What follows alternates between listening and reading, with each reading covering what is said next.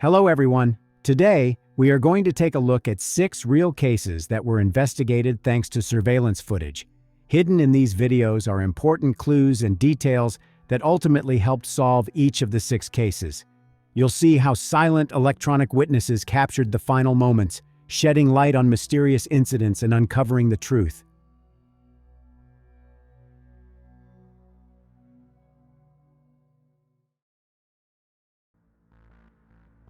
In this video, we'll discuss the story that occurred in Toronto, Canada. On Saturday, November 25, 2017, 22-year-old Tess Richey did not return home after meeting with a school friend. Her family filed a missing persons report, but it was not the police officers who found the young woman.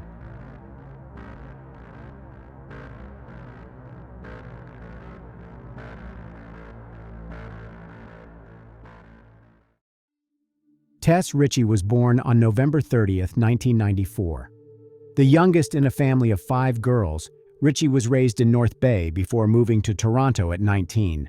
One of her sisters, Verena Richey, said Tess loved her life, her dogs, and her family. Tess had served tables in the city, but her dream was to land a job as a flight attendant and see the world. She was taking steps to do just that, having completed the flight attendant course at Seneca College in North Toronto. At the same time, she was trying to get a job in one of the major hotels in Toronto. Unfortunately, Tess couldn't find a job to her liking. Her family financially supported her and never refused money when she asked for help. Some Canadian sources also say that when Tess didn't get a job at an airline or a hotel, she started learning Italian and searching for au pair jobs in Italy through the internet. Tess also had her own YouTube channel. The last video she published there was on February 23, 2014, almost 4 years before the events we'll discuss today. Tess talked about her experiences and the difficulties she had to face. Let's listen to some excerpts from this video. I guess in this video what I'm trying to do is tell my story. Because I know for me, when I was going through this, I was searching everywhere I could, try to find somewhere where somebody would understand and be able to get what I was going through, and I never found that. My boyfriend decided it was okay to strike me, whether it's just a strike, whether it's a punch, whether it's a hair pull, whatever it is, it's not okay. And like, he told his friends that he just threw a purse at me, and I'm like, even that's embarrassing. If only that's all that happened, but even that's embarrassing that you have to say, oh, all I did was throw a purse at her. No, it's really sad, and it makes me really sad because we were up in his bedroom, and that's when he hit me. I'm trying to justify. I don't even know. It's just, I've never been beat so badly or imagined me being beat so badly. It's so hard every day. Unfortunately, a few years after recording this video, Tess again faced problems in her personal life. That fall, heartache destroyed her life. On November 23, 2017, Tess went through an emotional breakup with her boyfriend Julian. The next day, she turned to her older sister Rachel, who was 8 years older than her. The two were close. "She was my soulmate," Rachel said. On November 24th, Tess spent most of the day at Rachel's house in Toronto. They talked about the breakup, went shopping, and visited a dog park. That evening, Rachel cooked some food. However, she had to persuade her sister to eat, as she had no appetite due to stress. Despite this, Tess made plans for the night. She decided to meet an old school friend named Riley Simard. Like Richey, Simard was from North Bay. She had moved to Toronto in the summer of 2017. The two hadn't seen each other in years, but now that they were both living in the same city, they had started talking again. Simard suggested they go to Cruise and Tangos, a well-known drag bar in the Church and Wellesley area. That evening, Rachel's partner ordered Richey an Uber so she could meet Simard downtown. Rachel Richey recalled seeing her sister running down the front path to the Uber. That fleeting glimpse was the last time she would see her alive. Richey arrived at Cruise and Tangos around midnight. Simard wasn't there yet. The club was full of people. Tess texted her sister to tell her she reached the place safely. It was commonplace. Richey's phone was her second best friend, her sister said. The following morning, Rachel Richey sent her younger sister a text message. She didn't expect to hear back immediately, considering Tess had been out the night before. By 6:30 p.m., Rachel still hadn't heard from her. Soon after, she noticed that none of her texts had reached Tess. Rachel tried calling, but all the calls went straight to voicemail. Her mother, Christine Hermiston, also tried to contact Tess, but her phone was off. Christine received a message saying that Tess had ordered an Uber at 4:02 a.m. However, soon after, she canceled it. When registering an Uber account, Tess indicated her mom's credit card. Hence, Christine received a message every time her daughter used a taxi. Tess always kept in touch with her family, so when her phone did not turn on during the day, they began to suspect something could have happened to her. She usually had her phone on her at all times. Rachel asked her partner to check her sister's apartment in Scarborough. At the same time, she started contacting her friends. It was about 9 p.m. on Saturday. Tess was still missing. Her family had a bad feeling about all this. Rachel started calling hospitals and also contacted the police. By the evening of the following day, the police had no news for Tess's family. Several officers tried to find out where Tess Richey might be, but no one had seen or heard from her in the last 2 days. On Monday, Tess's mother, Christine, and one of her sisters traveled from North Bay to Toronto to participate in the search. They were putting up and handing out flyers with Tess's picture, hoping someone might have seen her. The family did everything in their power. As for the police, they, unfortunately, did not show their best side when investigating the disappearance of Tess, but we'll talk about this a little later. At the same time, it turned out that Tess's friend, Riley, with whom they visited the bar together, returned home safely after that night. When they asked Riley if she knew where Tess had gone, she said she and Tess had drunk a lot, which resulted in the bar security asking them to leave. They left the bar shortly after 2 in the morning and went to Wellesley Street to eat something. On the way there, they met a guy who eventually went with them. Riley couldn't remember his name. On Wellesley Street, they ordered hot dogs. Tess wanted a vegetarian hot dog, which ended in a conflict with the seller. Tess believed they gave her a hot dog with meat. Riley admitted that her friend took mustard and sprayed the vendor cart with it, after which she, Tess, and the guy with them had to run to Dundonald Street. While there, they saw a woman on the house porch and started talking with her. Her name was Michelle Teep. Their conversation lasted about 20 minutes. Tess told Michelle that she had recently broken up with her boyfriend and shared how hard it was for her. Michelle tried to support Tess. Moreover, they even exchanged phone numbers. Teep said Richey seemed like someone trying to have a good time, but when she looked into her eyes, she saw sadness. The breakup with Julian appeared to be weighing her down. "I told her everything does get better and just to hang in there," Teep said. At 4 a.m., Riley received a text from her boyfriend asking her to come home. She said goodbye to Tess and walked towards Yonge Street and then home. Tess was disappointed that Riley had left her.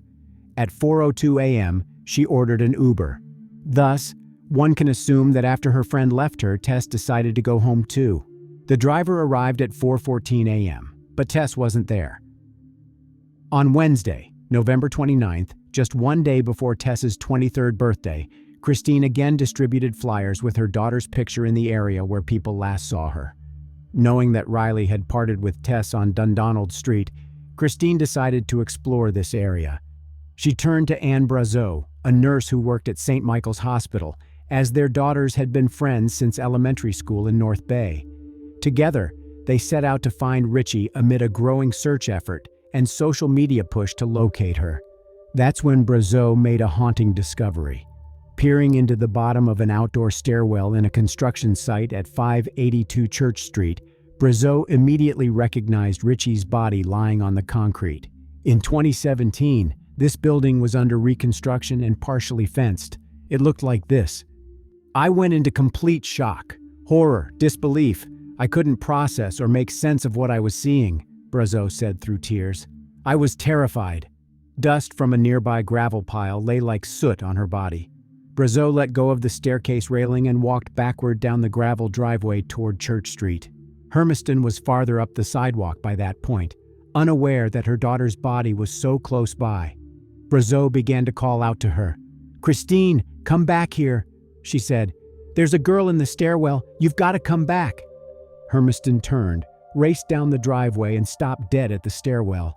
After a few moments, she started screaming and asking God for help.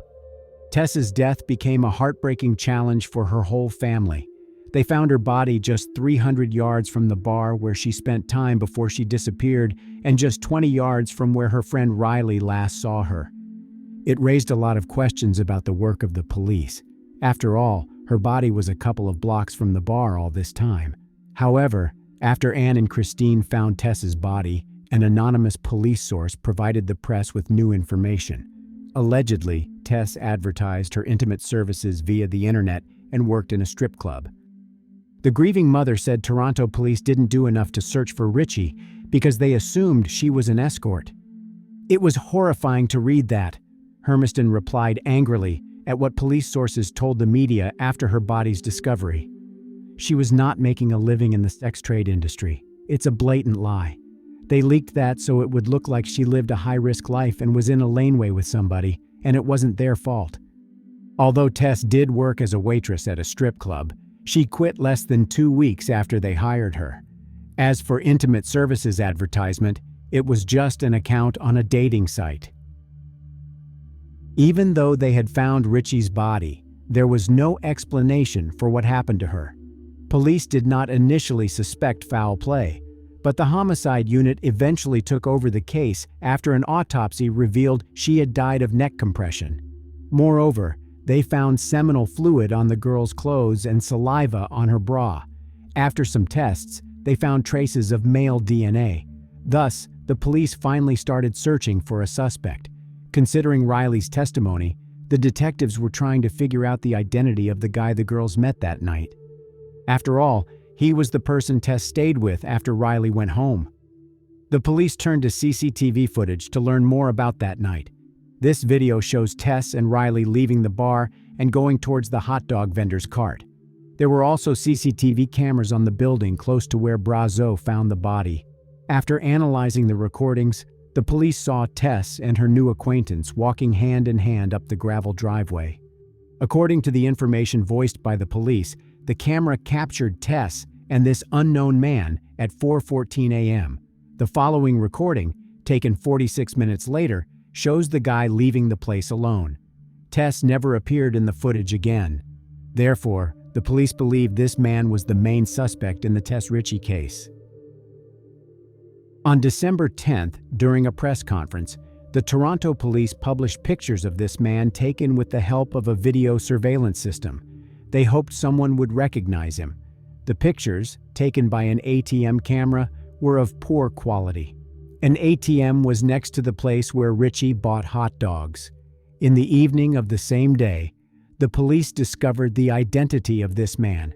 Oddly enough, after seeing the published images, the man called the police station himself. "I'm the guy in the photo," he said. The person who was with Tess that night was 21-year-old Kaylin Schlatter.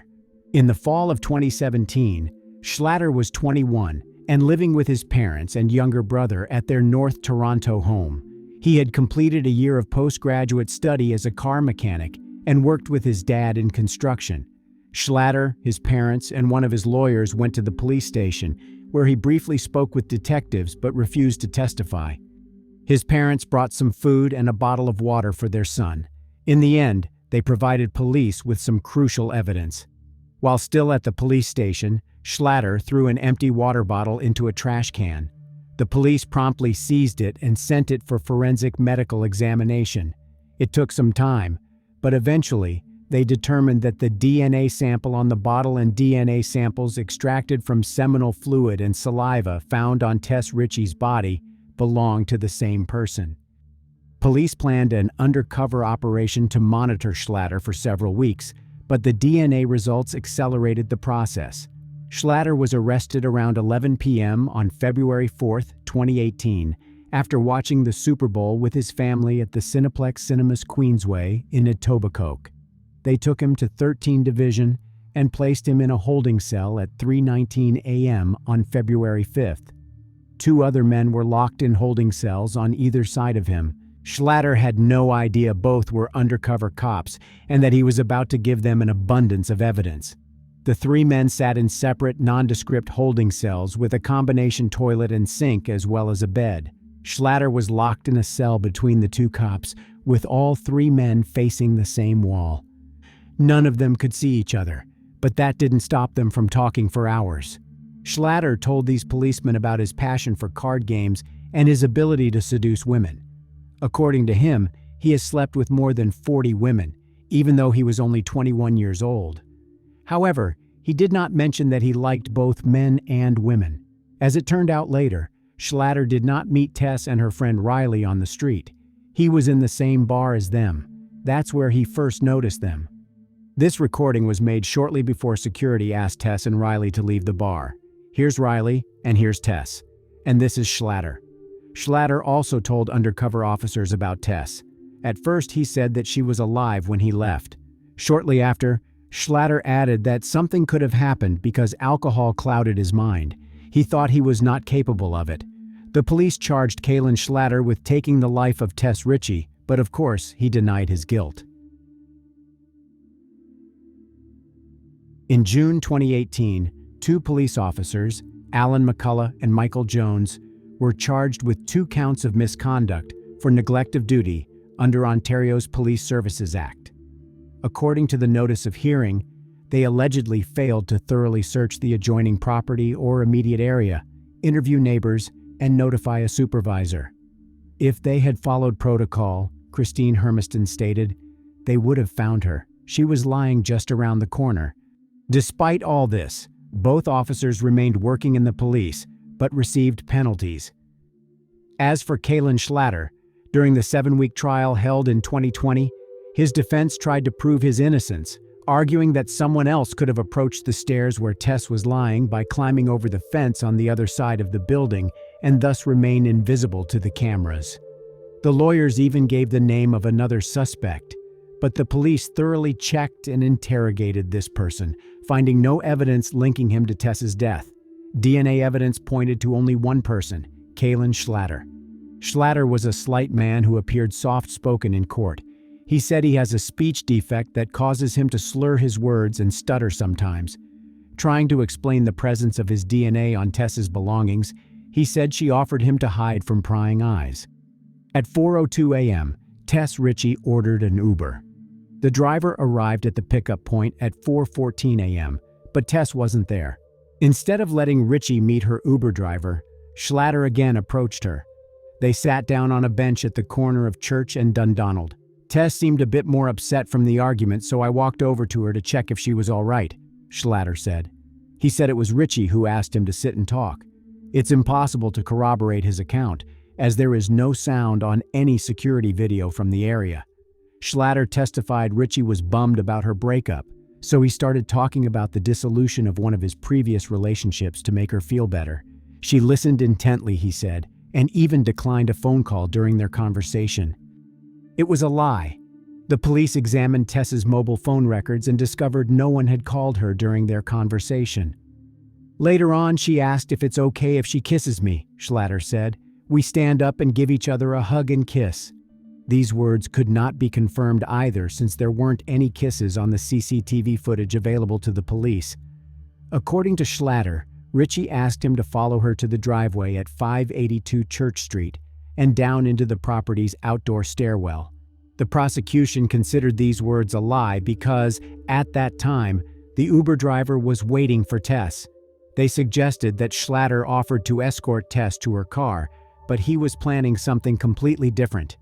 We will never know what Kalen Schlatter told Tess Richey as they walked up Church Street to convince her to walk into the dark at 4 a.m. with a man she just met. Schlatter claimed that he and Tess went down the stairs and started kissing. He wanted more, but Tess said they couldn't go any further. According to Schlatter, they kissed for a long time, which resulted in him ejaculating into his pants. After that, he invited Tess to his house, but she refused and said he could leave, which he did. Schlatter continued insisting Tess was alive when he left. It is important to note that all of the above was Schlatter's story, which the police could not verify. Only 2 people knew the truth about what happened that night. One of them was already dead. The prosecution's witnesses at the trial were Riley, a friend of Tess, and Michelle Teep, a woman with whom they talked that night. They both identified Schlatter. Schlatter not only spilled his guts to 2 undercover cops, he allegedly confided crucial details to a cellmate when they were at a Toronto detention center for roughly 2 months in 2018. The man, who can only be referred to as ES because of a publication ban, has a criminal record spanning decades, including several break-and-enters and a domestic assault. The informant said he initially felt sorry for Schlatter, as he was a young man in jail for the first time. That's why ES invited him to share his cell while the 2 were in protective custody. But over time, ES soured on his new cellmate. Schlatter would cry himself to sleep at night because he didn't want to do time and because he missed his mommy. And yet he showed no remorse about Richey's death, ES said. He said Schlatter told him about his kiss with Richey and that he lost control when she said she didn't want to go any further. He couldn't stop and strangled Tess with a scarf. In court, Schlatter flatly denied that those conversations took place. His lawyer called ES a manipulative, pathological liar. Putting aside all the testimony and relying only on physical evidence, one can conclude that someone strangled Tess Richey and only one person's DNA was on her clothes, Kaylin Schlatter. In her closing address to the jury, defense lawyer Lydia Riva portrayed Schlatter as a harmless kid and an innocent young man. As hard as it might be to accept, and as uncomfortable as it might make us feel, the criminal justice system can get it wrong, Riva said. Mr. Schlatter was an easy target. He is easy to blame. On March 23, 2020, the jury found Schlatter guilty. The judge sentenced him to life imprisonment with the right to request parole after 25 years. The trial was heartbreaking for Richey's mother, sisters, and other supporters, who were at times reeling and crying in the courtroom. While they now have some of the answers they craved for so long, their lives are forever changed. Evil not only took Tess that night, it sentenced her surviving family to a cruel and painful future while robbing the world of so much love and potential, said Richey's sister Verena. Tess was the heart of my family, and we will forever be incomplete. In June 2020, Tess Richey's family sued Schlatter, the police, and others because of the psychological devastation they experienced after Tess's death. Do I want to just go in the house and hide and let it go? Absolutely. But can I? Absolutely not. I can't, because I can't get it out of my head that they let her lay there for 4 days, said Christine Hermiston. That image is seared in her mind forever, Hermiston said, adding that she should not have needed to travel from her home in North Bay, Ontario to Toronto to do the job of the police. Tess was the glue of the family, and her death has torn everyone apart, her mother said. We have trouble looking at each other. We feel like we all let Tess down. We feel a lot of guilt. And that's why we're continuing to fight on behalf of Tess, because we're not going to let her down again. They are seeking a total of $20 million in damages, including punitive damages.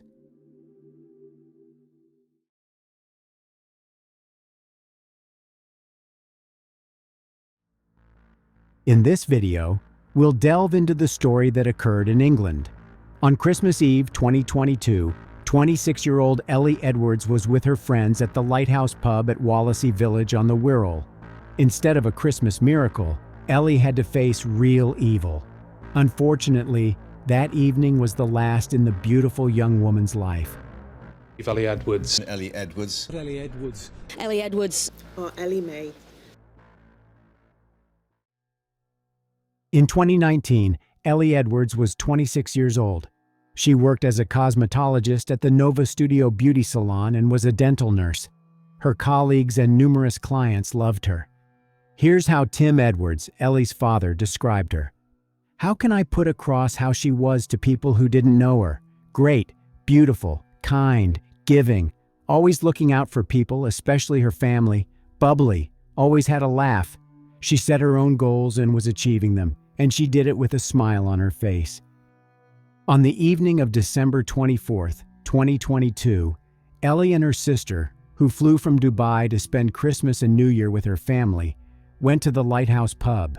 She was supposed to meet her friends there. Surveillance cameras captured how Elle spent that evening. She was in a good mood, hugging her friends and smiling.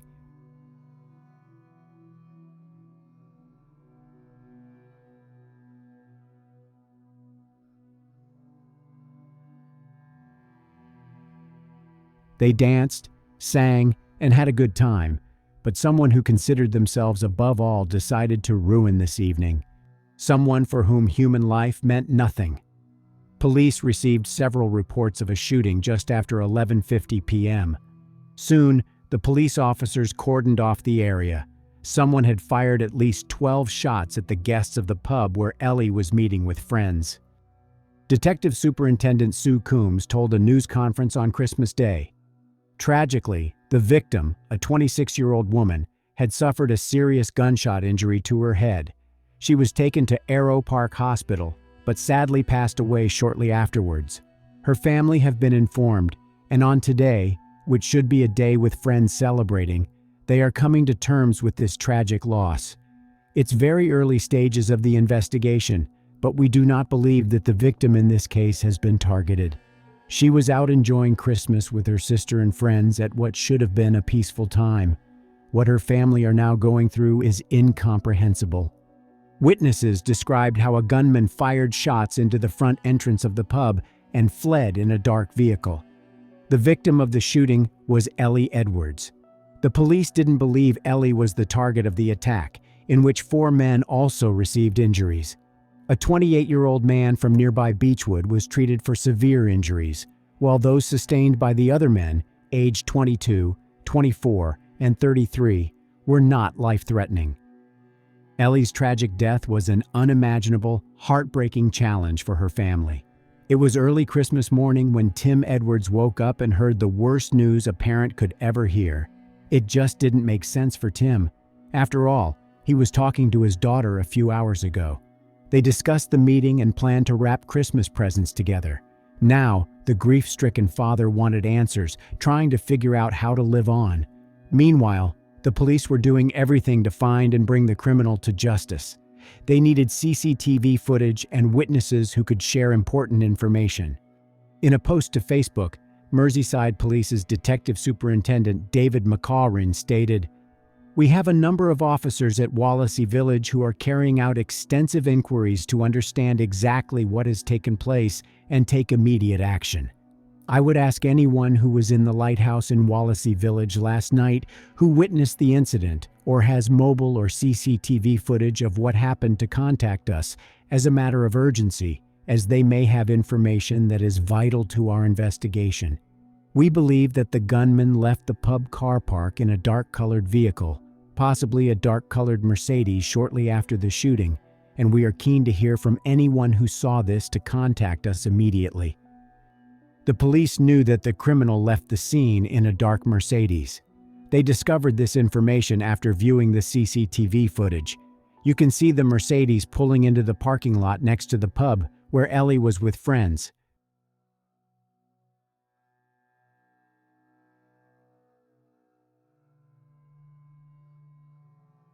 The driver parks the car so that he can see who is inside the establishment and can leave as quickly as possible.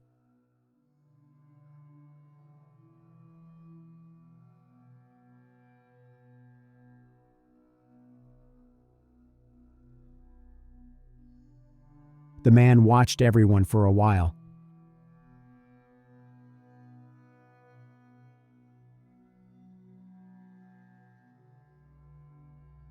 Then, getting out of the car, he approached from the side to stay invisible.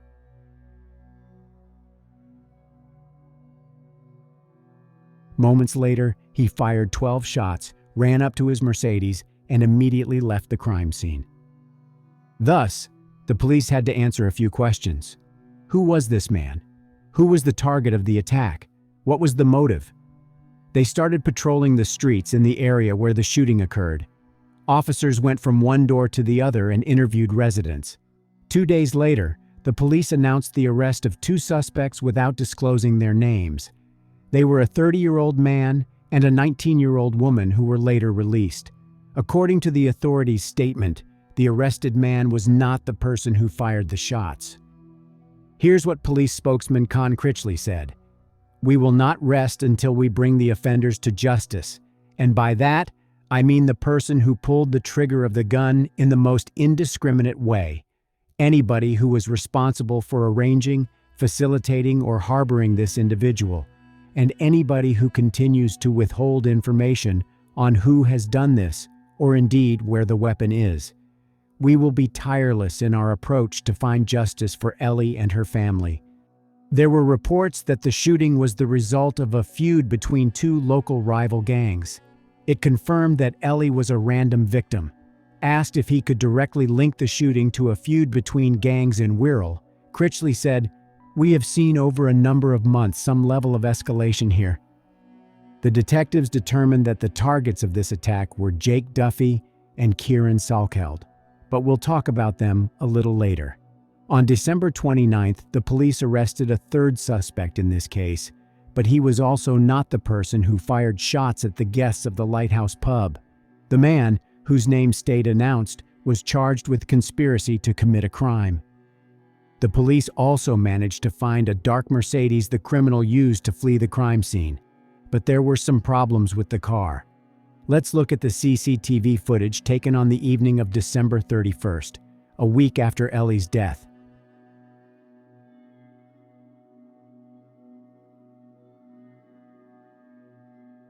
The bright flashing light that you see now is fire.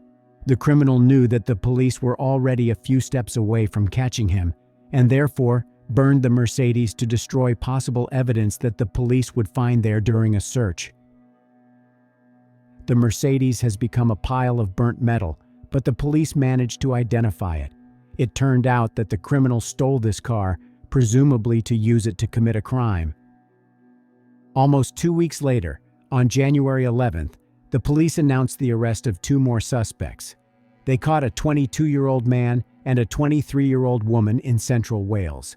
The man's name was Connor Chapman, and he had an extensive criminal history. These 5 photos show him at different times. In a few years, Chapman turned from a petty criminal into the main suspect in the death of Elle Edwards.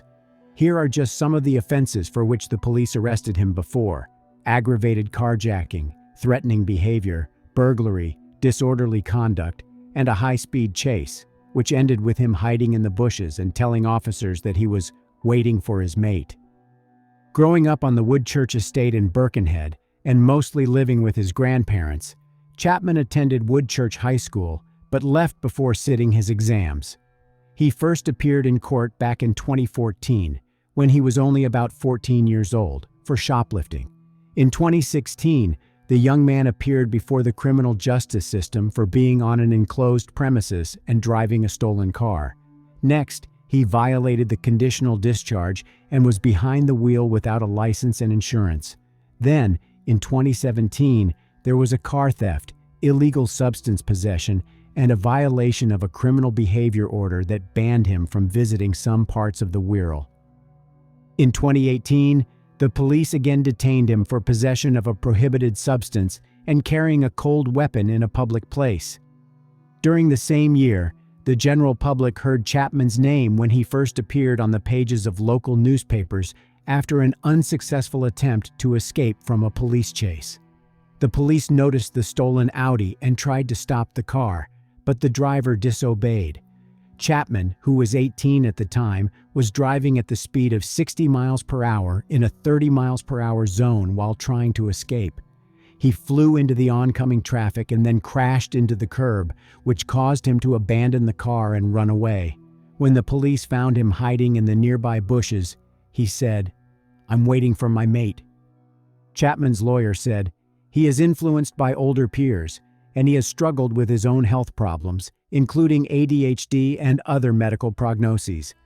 Chapman admitted dangerous driving, aggravated vehicle taking, driving while disqualified, and breaching a criminal behavior order. The court sentenced him to 8 months in a Young Offenders Institute and banned him from driving for 2 years and 4 months. Passing the sentence, recorder Mary Loram poignantly told him, "You have a bad record despite your young age, and you have been given every possible chance. You have no regard at all for other people, it strikes me. Other people with such a diagnosis do not behave in the way that you do. They do not cause a nuisance to members of the public in the way you do. By the age of 18, he had 14 convictions for 30 crimes. Therefore, one can assume that this man wasn't planning on changing his life for the better. Unfortunately, there were no legal grounds to isolate him from society for a long time. In January 2020, the court sentenced him to 10 months in prison for possession of stolen items and carrying a cold weapon in a public place. Records show that Merseyside police issued public appeals for information on his whereabouts when he was a wanted man on no less than 5 occasions. Chapman once stated he was in custody more than he was out. By the time Chapman turned 20, his record had increased to 19 convictions for 43 offenses. In the summer of 2022, he got out of prison. It was about 6 months before Elle Edwards died. His first child was born while he was still in prison, and a second daughter was on the way. He told a jury that he wanted to start a new life and grow up, but these were just pretentious and meaningless words. It turned out that Chapman was a member of one of the local gangs. He engaged in the sale of illegal substances, robbed another house, and stole 2 electric motorcycles. But his most severe and devastating crime was yet to come. On December 24, 2022, amid a dispute between organized crime groups based on the Woodchurch and Beechwood estates, Chapman armed himself with a Scorpion submachine gun. He spent 3 hours waiting for Kieran Salkeld and Jake Duffy, members of the rival gang, outside the Lighthouse pub in Wallasey. Shortly before midnight, Chapman fired 12 shots. Both Salkeld and Duffy were seriously injured but managed to survive.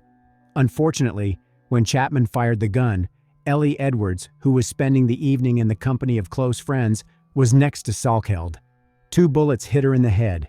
She didn't know Salkeld and Duffy. She just happened to be there during an attack on them. On January 25, 2023, family, friends, and hundreds of not indifferent people came to the funeral of Elle Edwards. Locals lined the streets in the rain as mourners arrived for the service at 12:30 p.m. The funeral cortege was led by a hearse with a floral tribute saying, "Ellie." Ellie's coffin was brought in a carriage pulled by 4 white horses. It was carried into the church, with a floral display on top, by pallbearers including her heartbroken dad, Tim. A message from her grandfather, George, was delivered to mourners, encouraging them to leave the church with hope in our hearts. The Lighthouse pub was closed that day as a sign of respect. A statement on the pub's Facebook page said, "Ellie and her family have remained very much in our thoughts over these past few weeks, and even more so right now. May she rest in peace." Tim said that he was hoping to start a foundation in his daughter's name to help reduce gun violence. He stated, "There's no winners with gun crime. If you pick up a gun, your future is over, and everybody else's future around you is over. It's dead simple. It's absolutely pointless and it solves nothing. I want to see a positive that comes out of this. Ellie's name will be used for good in the future. She can't be forgotten." Connor Chapman faced numerous charges, including causing the death of Elle Edwards, but he also had an accomplice. The police charged 20-year-old Thomas Waring with possession of a prohibited weapon and assisting an offender. The detectives established that after shooting at the guests of the Lighthouse pub, Chapman drove the stolen Mercedes to Barnston, Merseyside, where his longtime friend Waring lived. The surveillance camera located there filmed Chapman walking along the road and picking up the weapon of the crime after it fell to the ground.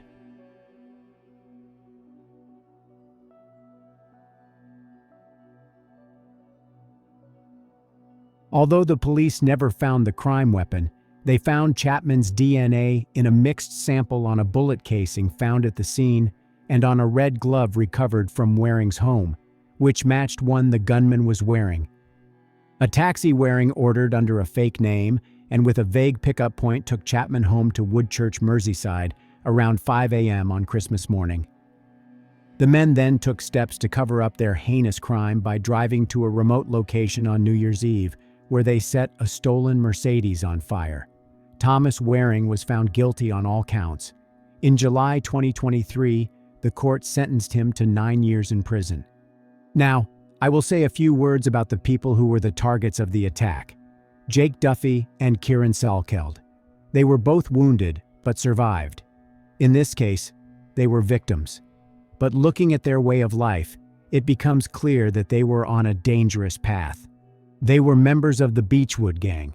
On December 23, 2023, the day before Chapman injured them in the Lighthouse pub, Duffy and Salkeld beat up another criminal associated with a group of which Connor Chapman was a member.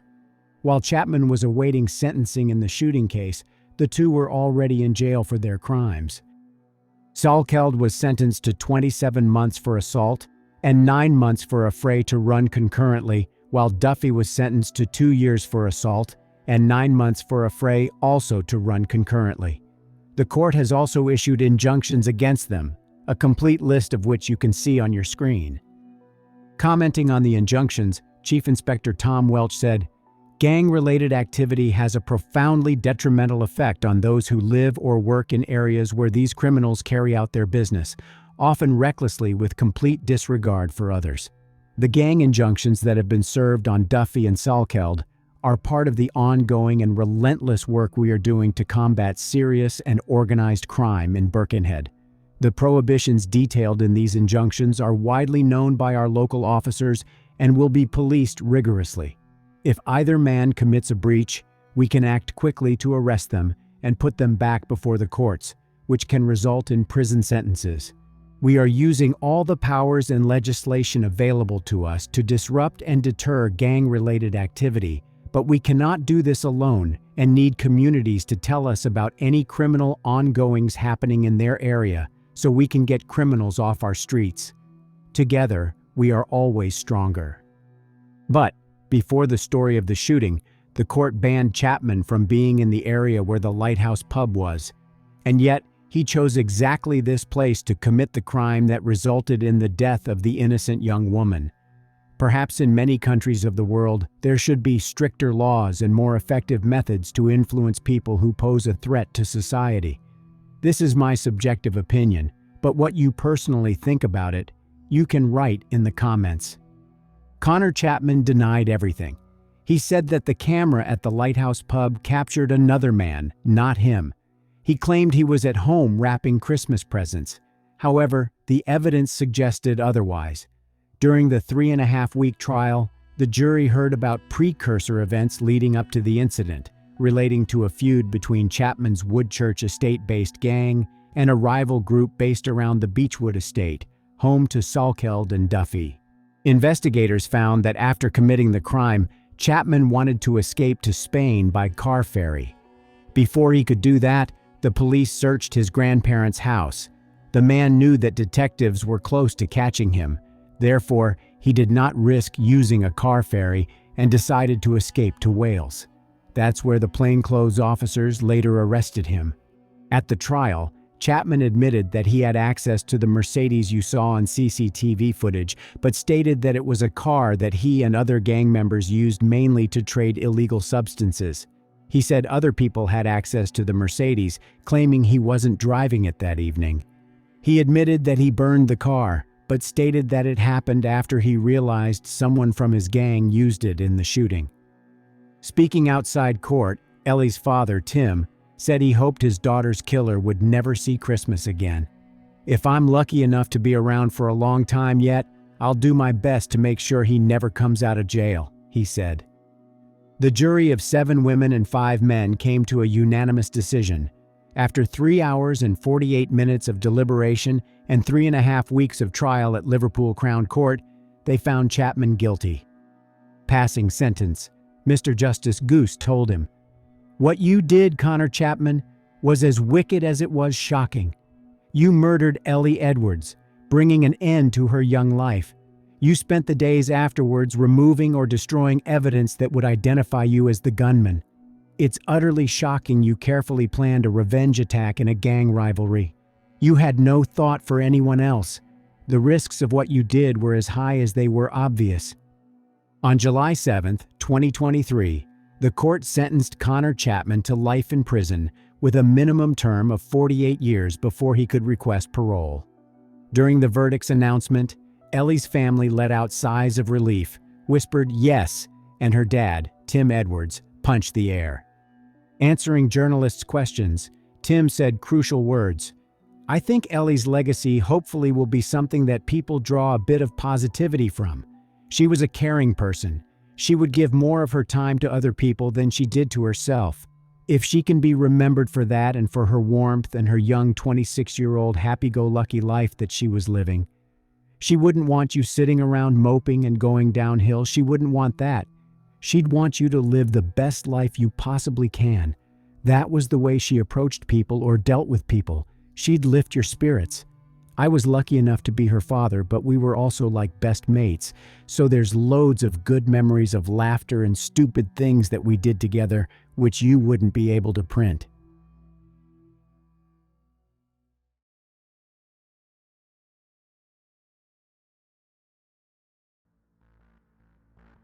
In this video, we'll discuss the story that happened in 2019. Jassy Correia was planning to celebrate her 23rd birthday at one of the entertainment venues in Boston. However, she didn't return home after meeting with friends. What happened to her was in the news of many American TV channels.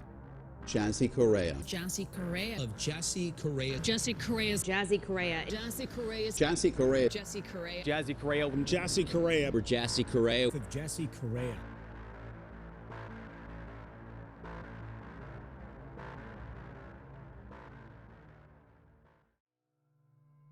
Jassy Gelsa Pires Correia was born in Praia, the capital and largest city of Cabo Verde. When Jassy was 3, her father immigrated to the United States with her. They lived in Dorchester, Massachusetts. Boston became her home, where she grew up, went to school, and later became a loving mother to her daughter Gabriella. Jassy's personal life wasn't a fairy tale. About a year before the events we'll discuss today, Gabriella's father, Miguel Castro, attacked her. She wanted to leave him, but Miguel wouldn't let her go. Instead, he beat her badly. Later, Jassy went to the police, and eventually the court sentenced Miguel to 4 years in prison. Jassy worked as a waitress at the Boston restaurant Del Frisco. She loved to dance and was passionate about photography. The young woman treasured her time spent with her family, friends, and daughter. She enjoyed going to the park with her little daughter. On the evening of Saturday, February 23, 2019, Jassy left her 2-year-old daughter with her family because she planned to celebrate her birthday with friends. They decided to go to Venue, a nightclub in Boston's Theater District on Warrenton Street. She put on her new orange jumpsuit and had a good evening. A few days later, her friend told the police that she and Jassy spent the night dancing and drinking champagne. After the nightclub closed, Jassy and her 2 friends went outside. As it often happens, the friends unfortunately went their own way, and Jassy was left alone. She didn't come home after that night. Her phone was off, and all calls went straight to voicemail. Sunday, Monday, no news from Jassy. No one has seen her since she left the venue on Sunday morning. On Tuesday, February 26th, her father, Joaquin Correia, accompanied by a friend of Jassy, went to the police station and reported that his 23-year-old daughter had disappeared. The police launched an investigation. The first thing the detectives needed to find out was where Jassy went after she left the nightclub.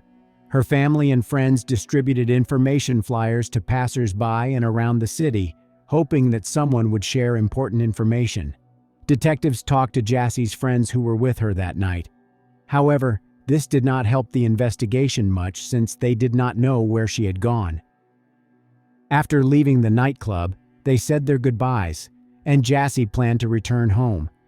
The police interviewed witnesses and examined CCTV footage from cameras in the club and the streets closest to it.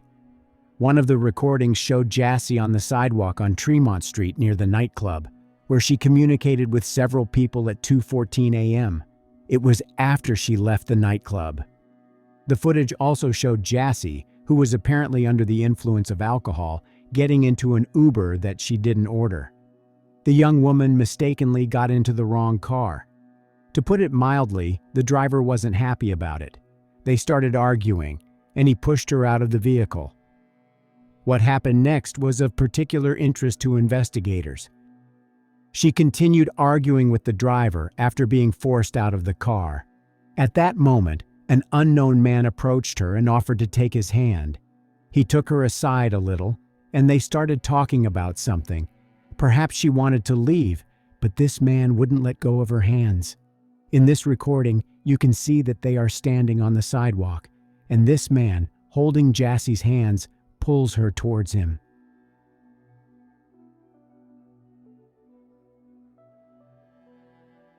Further examination of the CCTV footage showed that Jassy left the area with this man.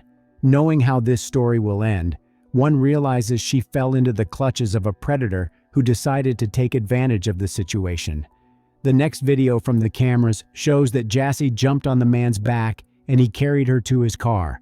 They got into the car and left 14 minutes later. The police had to find answers to many questions. Who was this man? Where did he take Jassy? Fortunately, they quickly found out his name and address. The man Jassy was with turned out to be 32-year-old Lewis Coleman. He grew up in a good family and, according to some sources, had a master's degree in physics and had no problems with the law. There was no information in the police database that Lewis Coleman owned any car.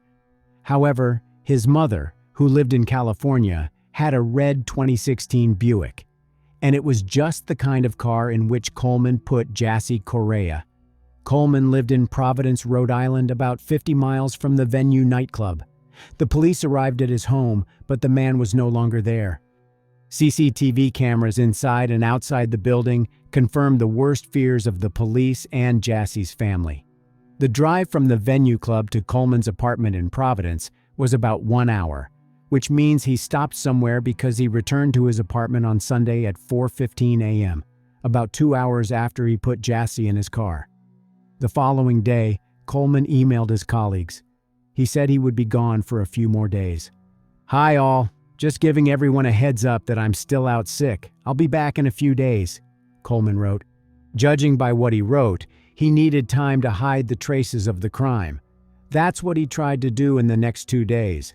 Now, we will look at more CCTV footage that will allow us to understand what happened to Jassy after she left with Coleman. The police never released the first recording for ethical reasons, but it showed Coleman going to his apartment with Jassy. Below is how FBI Special Agent Thomas Zukauskas described what he saw on the recording. A short time later, Coleman walked from the red sedan towards the front of the building carrying a body with long hair and orange pants. "I believe that this footage shows Coleman carrying the victim into his apartment building," Zukauskas said. According to him, the video from the building's lobby shows that at about 4:27 a.m., Coleman entered the building carrying a woman in his arms. Then he got into the elevator and went up to the 6th floor. Jassy was not moving at the time. She was either unconscious or already dead. On Tuesday, February 26th, the very day when Jassy's father reported her disappearance to the police, Coleman was caught on cameras in Walmart. The list of goods he purchased was very revealing. The receipts that the police obtained indicated that he had bought 3 Tyvek suits, duct tape, 2 candles, electrical tape, a mask, surgical gloves, 2 pairs of safety goggles, a respirator, and the CLN Release bleach bath. The next day, on February 27th, while relatives and friends distributed information flyers with Jassy's picture to passers-by, Coleman again went to Walmart. The footage, shot at 9:22 p.m., shows him wheeling a cart, which again contained very characteristic items. This time, he bought a large suitcase and a canister. On February 27, 2019, at approximately 9:58 p.m., Coleman appeared on video entering the apartment building with what looked like a new, large suitcase. Next, the footage shows that on February 28, 2019, at 2:15 a.m., Coleman wheeled the suitcase away from his apartment unit towards the elevator, out of the building, and into the parking lot to his vehicle. This footage does not need more comments. Watch it, and you will understand everything.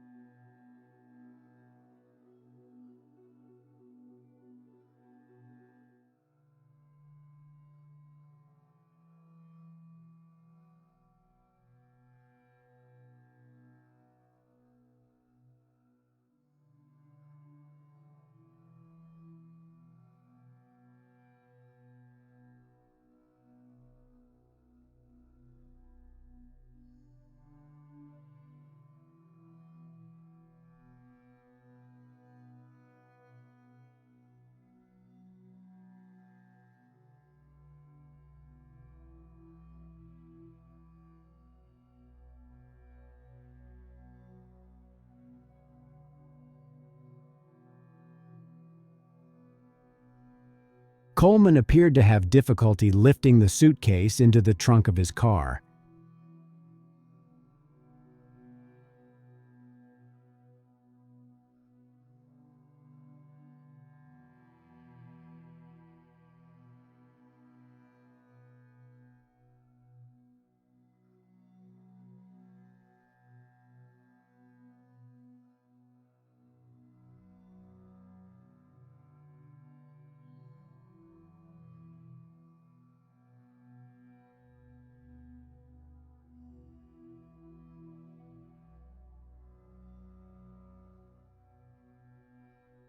Between 2:44 a.m. and 4:02 a.m., Coleman allegedly left the building several times with cardboard boxes, trash bags, a bottle of bleach, a computer tower, a black laptop case, and a small duffel bag. Jassy Correia has never left Coleman's apartment since the morning of February 24th, then U.S. Attorney for Massachusetts Andrew Lelling told reporters. Later in the day, on February 28, 2019, the police obtained a search warrant for Coleman's apartment, where they found 2 packages of hooded coveralls and 2 respirator masks. They also examined a sofa with 4 large cushions. One was missing a cover. In a dumpster outside of the apartment complex, they found white trash bags, a bag containing plastic sheets, men's jeans with bleach stains and a belt, a white nylon hooded coverall, an unfilled box of baking soda, clear safety goggles, duct tape packaging, rubbing alcohol, Walmart bags, used plastic gloves, an empty package from a car air freshener, 3 used packages of purifying charcoal, and a sponge. On the afternoon of February 28, 2019, the police stopped Coleman's car near Wilmington, Delaware. Officers ordered Coleman out of the vehicle and asked if anyone else was with him. Some sources say Coleman answered, "She's in the trunk."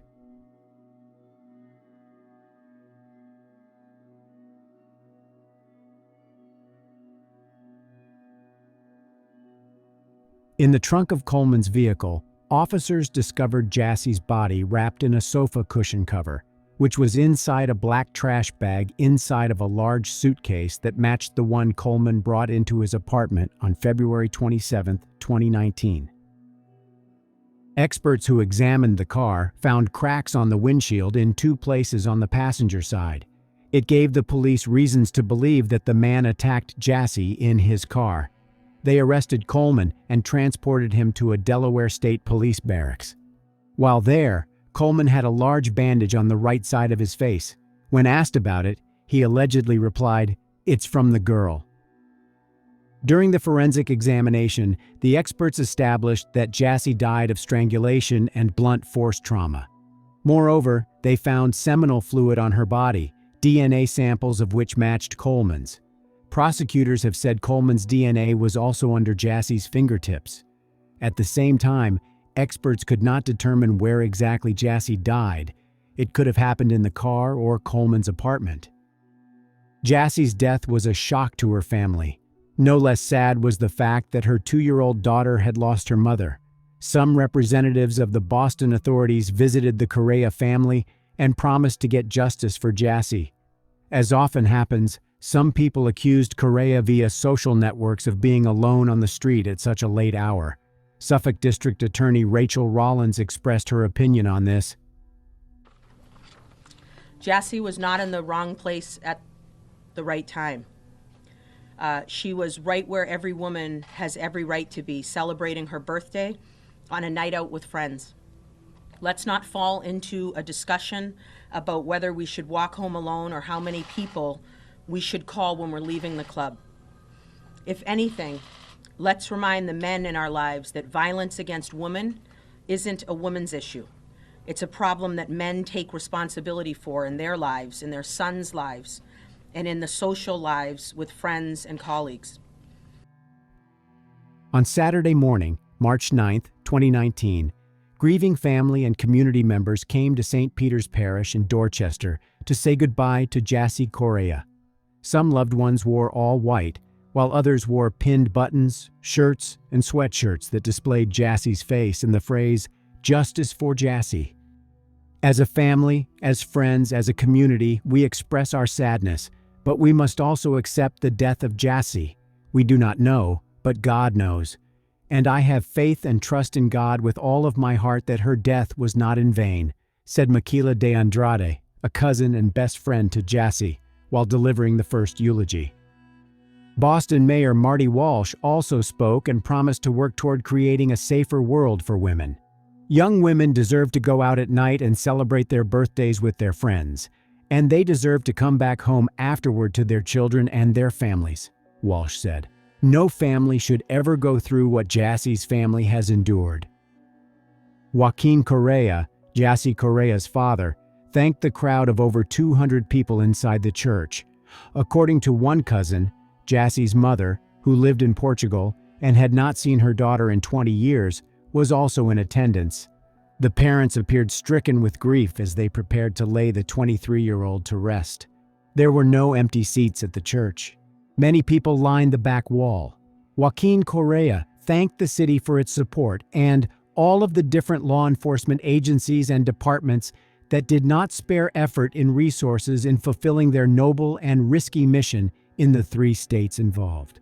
"Rest in paradise to my dear Jassy," he said. "Rest in peace, my dear child." Lewis Coleman was charged with kidnapping resulting in death. The charge of kidnapping resulting in death could carry the death penalty or a life sentence, but in November 2019, prosecutors announced they would not seek capital punishment for Coleman. During the trial, prosecutors presented a range of evidence, from a video showing Coleman dragging Jassy Correia's body into his apartment in Providence to the history of his online search in the days following her disappearance. FBI agents described the online searches Coleman made in the days after the alleged kidnapping. They included, "Can a person fit in a suitcase?" "How to pull tooth out that is not loose." But Coleman's legal team has argued the evidence presented by the prosecution had little to no relevance in the charge against Coleman. It is not a case about whether he handled himself properly after her death, whether he did things that were illegal, inappropriate after that. And that, frankly, has been where the bulk of the government's evidence has laid. I would suggest that none of these things are determinant of the elements of the kidnapping allegation, said attorney David Hoos. Several motions filed by the prosecution and defense described in detail what happened the night of Jassy Correia's disappearance and the days before the police found her lifeless body.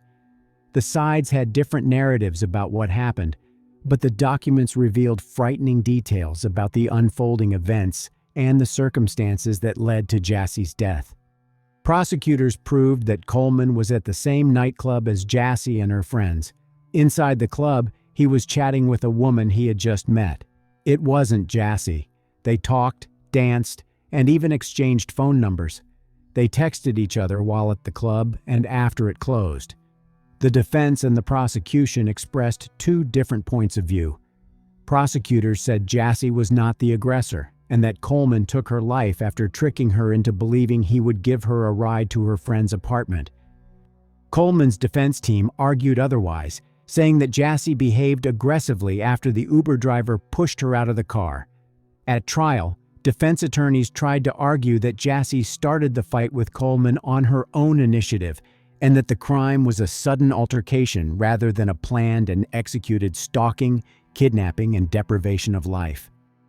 Prosecutors said that the gist of the defendant's argument appears to be that the victim, who weighed 119 pounds at the time of the autopsy, assaulted the defendant, who weighed 200 pounds at the time he was booked. Coleman's lawyers tried to downplay their client's role in the crime. After all, in addition to alcohol, the toxicological examination showed traces of several different types of prohibited substances in Jassy's body. In June 2022, Coleman was convicted on 1 count of kidnapping resulting in death. The defense team filed a new motion, arguing that the evidence is insufficient to sustain a conviction. However, they could not influence the outcome of the trial. In October 2022, the court sentenced 36-year-old Lewis Coleman to life in prison without parole for kidnapping and taking the life of Jassy Correia. The court also ordered him to pay her family about $60,000 in compensation. Jassy Correia was a vibrant and beautiful 22-year-old woman and mother of a toddler daughter. Louis Coleman, a total stranger to her, abducted her, raped her, and strangled her to death. The pain and suffering Louis Coleman inflicted on Jassy Correia that night and her loving family, her mother, her father, her brother, and so many others every single day since February 24, 2019, will never be relieved by this sentence. By his depravity and his horrific disregard for Miss Correia's life, Louis Coleman forfeited his right to live free in society, said First Assistant United States Attorney Joshua Levy in a statement. To this day, Louis Coleman has shown no remorse. After he lured 22-year-old Miss Correia into his car, sexually assaulted her, and violently killed her, Louis Coleman did not once consider turning himself in. Rather, he concocted a gruesome plan to conceal the assault and murder he just committed. Today's sentence of life in prison is a just punishment, Levy said in a statement. It remains unclear where Louis Coleman was taking Jassy's body and what he was going to do with it.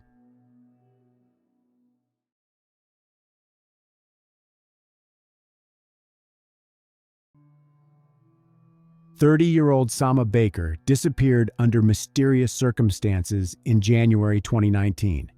Her disappearance was reported by her family, who couldn't contact her. Samah did not answer any calls or messages, which was unusual for her.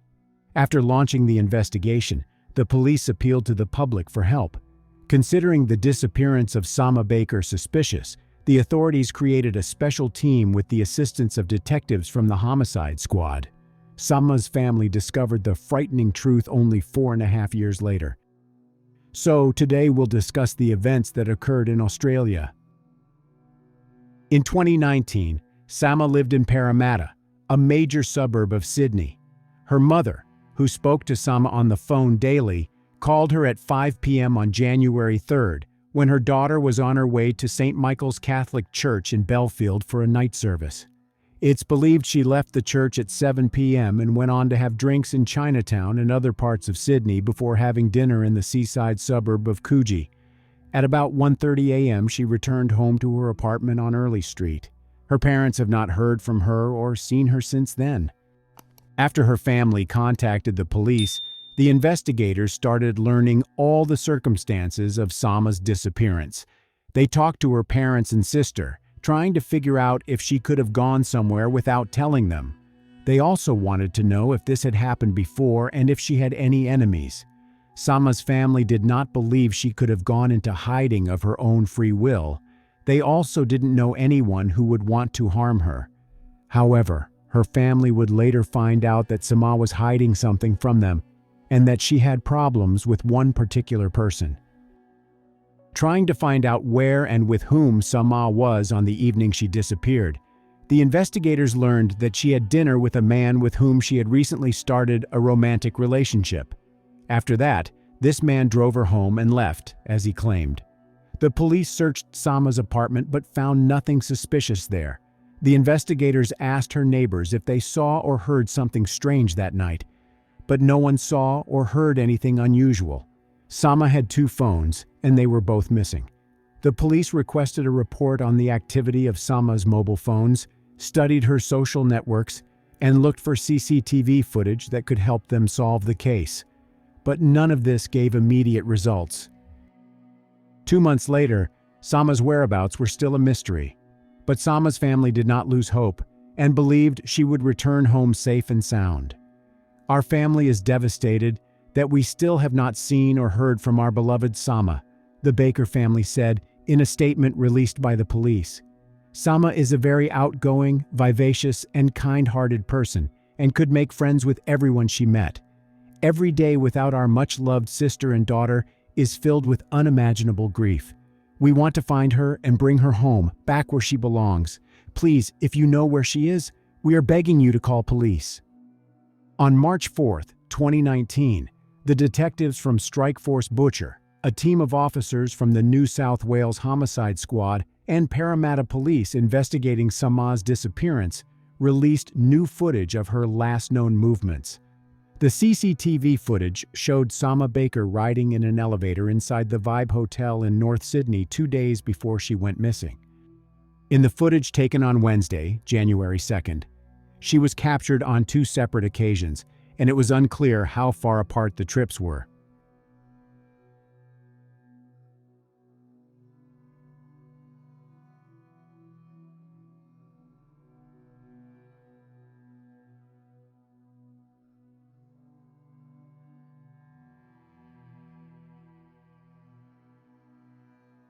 In the first recording, she was wearing a strappy peach-colored dress and orange sandals.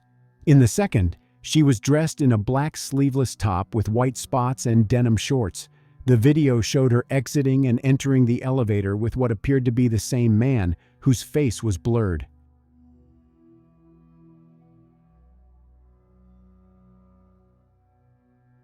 In addition to the CCTV footage, the police also made a short statement. Parramatta Police Superintendent Julie Boone reported that Samah Baker's social media account was mysteriously updated after her disappearance. Despite that, the investigators believed there was a chance she may have met with foul play. Superintendent Boone's comments raised the possibility someone other than Samah had access to her Facebook account. Samah Baker's profile photo on one of her Facebook accounts was reportedly updated in the days after she was last seen. Yet, it was unclear if the change was made by her or another person. According to the police statement, they were almost sure Samah couldn't just leave without telling anyone about it.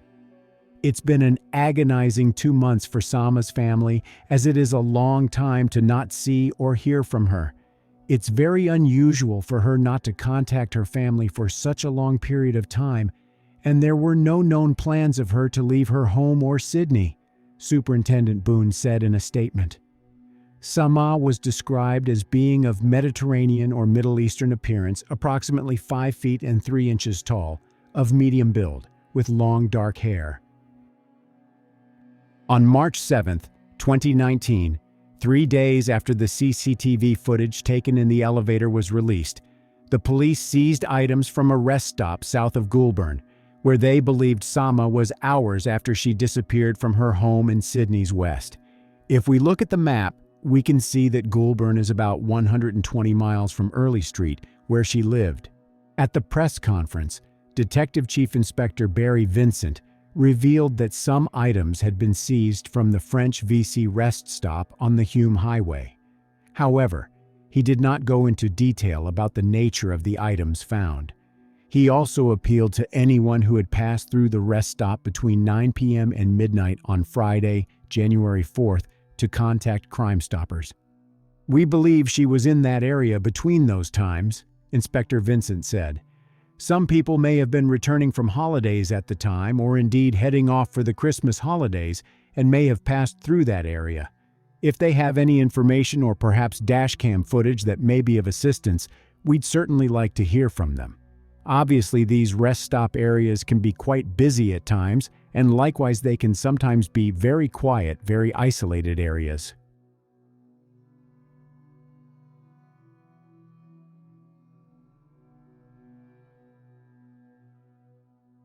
Inspector Vincent stressed that the police could not confirm whether the items seized were linked to Samah Baker's disappearance before conducting a forensic examination.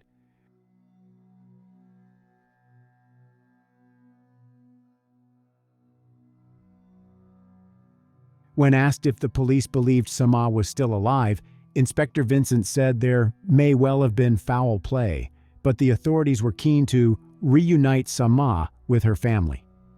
"She's been missing for just over 2 months now, and her family are obviously quite distraught," he said. Superintendent Julie Boone said they had received great community support following their appeal, but were still looking for people who could provide details of Samah Baker's movements in early January. "We believe there are people out there who may know where Samah is, but are fearful or reluctant to come forward. To them, I say, please put yourselves in the shoes of the Baker family. They want to find their beloved daughter and sister and bring her home."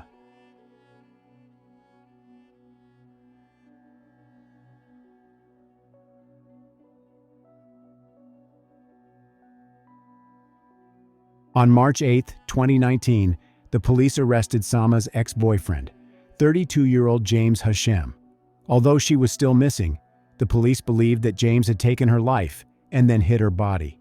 It was with him that the surveillance cameras captured Samah riding the elevator at the Vibe Hotel. Samah and James broke up a few months before her disappearance, but judging by the CCTV footage, they met periodically. At this stage, police are just looking at one person, but investigations are continuing, the police statement said. Now let's discuss based on what evidence the police arrested James. A police statement of facts alleged that when the investigators spoke with James, he told them the last time he saw Samah, she was watching a Netflix series called You. You is about a stalker who uses the social media accounts of a murder victim to give the appearance they are alive. But the police examined her computer and alleged she never watched the show and was instead watching Gilmore Girls. The police believed that after killing Samah, James put her body in the trunk of his car and drove to his family's house at Hurstville Grove at about 7 a.m. on January 4th. He then went to Hurstville Westfield and parked his vehicle at about 9 a.m. It will also be alleged James then went to the nearby job recruitment agency while Samah Baker's body remained in the car. James left Hurstville Westfield at about 3 p.m. and returned home allegedly with cleaning products he had bought. The police believe James drove to a rural area later that night with garbage bags in the car and disposed of her body. Despite the alleged circumstantial evidence against him, the police didn't know how or why he killed Samah Baker or where her body was. The police established that James got rid of the mat in the trunk of the car he used to transport Samah's body. The reports say it was his mother's car. While searching his bedroom, the investigators found some items with dried, dark red spots on them. The analysis showed those dark red spots were dried blood. Further examination revealed that it was Samah Baker's blood. Samah Baker's family never met her on-again, off-again boyfriend, James Hashem. She never told them that he hit her, abused her, and stalked her. They knew nothing of how scared and desperate she felt until after he killed her. Baker met James when they worked together at an internet advertising company in 2015. The abuse began soon after. In October of that year, she told a friend he had hit her. Over text, James put on a show of remorse.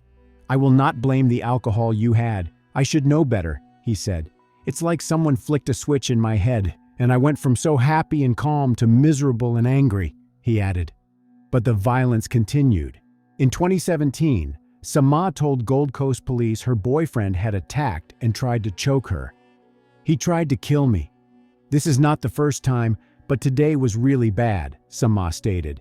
She left before the police arrived. I was just attacked by my boyfriend in a room. Do you need the ambulance at all? No, that's fine. I just want to report it. It was really bad. All right, no. He tried to kill me. The following month, she reported being kicked in the gut. Again, she did not want to press the matter further. Samah tried to end the relationship many times but couldn't. James encouraged financial dependence by lending her money and paying for her food, phone, and holidays. "I hate him," she wrote in a notebook in late 2017, "and I hate myself even more for asking for his help." By late 2018, Samah Baker appeared to have cut off contact. She'd met someone else. But in early December, James was lurking again. Samah told a friend he had come to her house and made her feel like she was worth nothing. She resisted James's attempts to spend New Year's Eve with her, but he waited, uninvited, at Parramatta Westfield while she had her hair done for a Luna Park party and dropped her home. She contacted James again in early January, needing money for rent. He wanted to meet up. She didn't, but she relented, and he transferred $350 into her account. The police released CCTV of that meeting during their investigation. Samah spent the evening of January 3, 2019, with the man she'd been seeing. They went to Coogee, had a drink overlooking the beach, and then ate a late meal in Chinatown. They kissed as the man dropped Samah off at her Parramatta apartment. She didn't know James was hiding in the darkness watching them, consumed with jealousy and fury. He called her phone repeatedly from his car. Samah told him she didn't love him anymore. He called yet again, saying his parents had been involved in a car accident. It was a lie, which the prosecutors argued was made up to compel her to see him. She believed him.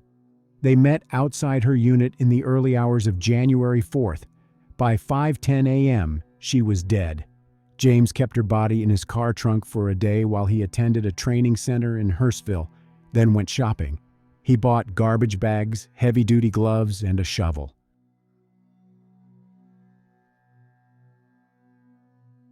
James and Samah had known each other for many years. According to the Crown, they had a periodic intimate relationship. The prosecutor alleged James was the last person to see her alive, and the only rational explanation was that she was dead, and he was responsible for her death. So, during the trial, the jury heard that James was spying on Samah.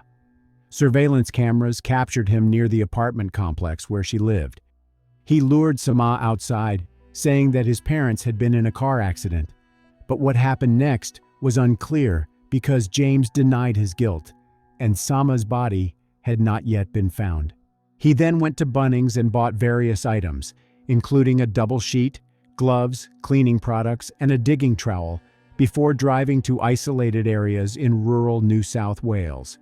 During the more than 2-month-long trial, the court heard James drove to McDonald's and went for a job interview while Samah Baker's body was in the trunk of his car. Later, pings from his phone were received over the course of more than 3 hours in Breadalbane, near Goulburn, where the police suspected he dumped Samah's body. He knew Samah was dead, but still sent text messages to her phone, trying to create an alibi for himself. One of the messages said, "You must be with your boyfriend, and you can't text. All good." Another read, "Last night was so good, slept like a baby." Defense lawyers tried to commute Hashem's sentence, saying childhood abuse he suffered at the hands of his father caused PTSD and other emotional harm.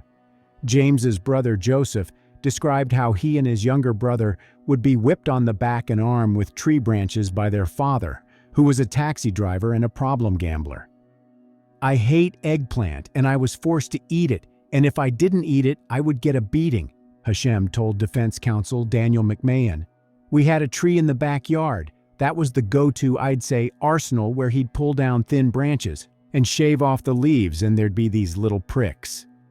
Whipped with these branches from the age of 7, Hashem said he eventually poisoned the tree with bleach and detergent from his mother's laundry. After the tree died, his father resorted to using his belt, the court heard. Under cross-examination, prosecutor Fiona Gray said that in prior affidavits, Hashem had not said anything about the alleged abuse. He had been silent about the beatings, failing to make complaints to his mother, other family members, or the police until when his brother was due to be sentenced. The offending involves fatal violence towards a female partner, arising out of his jealousy and anger because of her being with another man, Justice Wright said. Despite hearing evidence of childhood trauma and abuse suffered by James during sentencing hearings, Justice Wright said they were not significant enough to justify the conclusion that his moral culpability is reduced. The police did not know how she died. Her neighbors heard nothing. Wright surmised James killed her in his car, quietly enough to escape attention. His desperate attempts to hold on to her with money, favors, and fear had failed. The offender could not accept Ms. Baker's statement that she did not love him anymore, nor could he accept that she might choose another potential intimate partner, Justice Wright said. James continued to insist on his innocence and came up with a theory that Samah had killed herself. However, the jury did not believe him and found him guilty of taking the life of Samah Baker. In May 2023, the court sentenced James Hashem to 24 years in prison, with the right to apply for parole after 18 years. He will be eligible for parole in March 2037, but this is not the end of the story. On July 30th, 2023, the New South Wales Police reported that 2 days earlier, they had been contacted by a woman who found the remains in grassland off the Hume Highway. Human remains have been discovered in Goulburn in southern New South Wales, the police have confirmed. In a statement, They said a further search of the area had led to more remains being located. The found remains were sent for forensic examination to establish the identity of the victim. A month later, on August 31st, 2023, the police made a statement saying, "The Hume Police Department detectives worked closely with the State Crime Command's homicide squad to determine the identity of the remains. Following the examination and analysis by New South Wales Health Pathology, the remains have been confirmed as belonging to 30-year-old Samah Baker." The Baker family released a statement saying the discovery of Samah's body has offered them a small amount of comfort after she was taken from them in the cruelest way. On Friday, January 2019, Samah was taken away from us in the cruelest way. In the years that followed, our grief has been compounded by the fact that we have not been able to have a funeral or lay her to rest. We never got to say goodbye to her or tell her we loved her for the last time. The news of her remains being discovered 4.5 years later isn't a neat resolution, but it does offer a small measure of what we've been longing for all this time. Each development in the case feels like a reopening of our barely healed wounds, reminding us of the harsh reality of our loss. Even though what remains of Samah has been found, it feels like losing her all over again.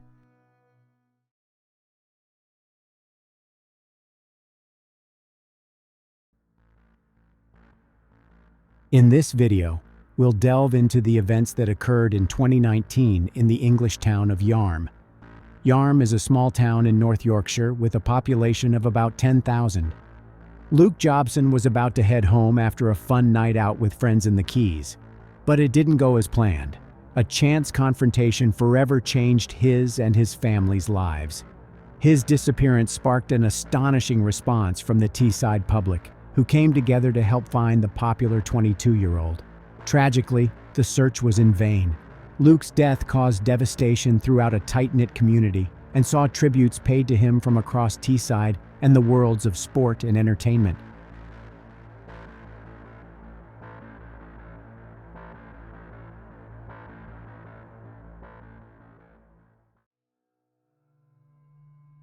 Luke, who went to St. Patrick's Comprehensive and Harewood primary schools in Thornaby, was months away from qualifying as an electrical and mechanical engineer after 4 years of studying and an apprenticeship. He was a handsome and popular man and a talented sportsman. Luke played football, starring as a center forward for Thornaby Central as a youngster. One coach described him as the fastest thing on two legs. His dad, Stuart, also described his love of clothes and looking his best. The man added, "He would always tell me if there was a crease in my shirt. He took pride in his appearance, he loved his clothes, and he was immaculate. If I wanted to go anywhere with him, he would check me up and down. He took pride in how he looked, but he was beautiful inside and out. He was a really genuine person." On Saturday, January 26, 2019, Luke and his friends spent time at one of the most popular places in Yarm, a nightclub called The Keys. As previously mentioned, Yarm is a small town. All the nightlife this place could offer was on the high street, where The Keys still works today. As you can see, it is quite a busy street. There are many different establishments here.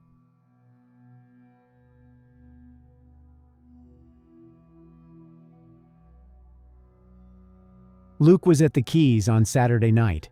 However, he never returned home. His parents tried calling him on Sunday morning, but the young man didn't answer. Moreover, none of his friends knew where he might be.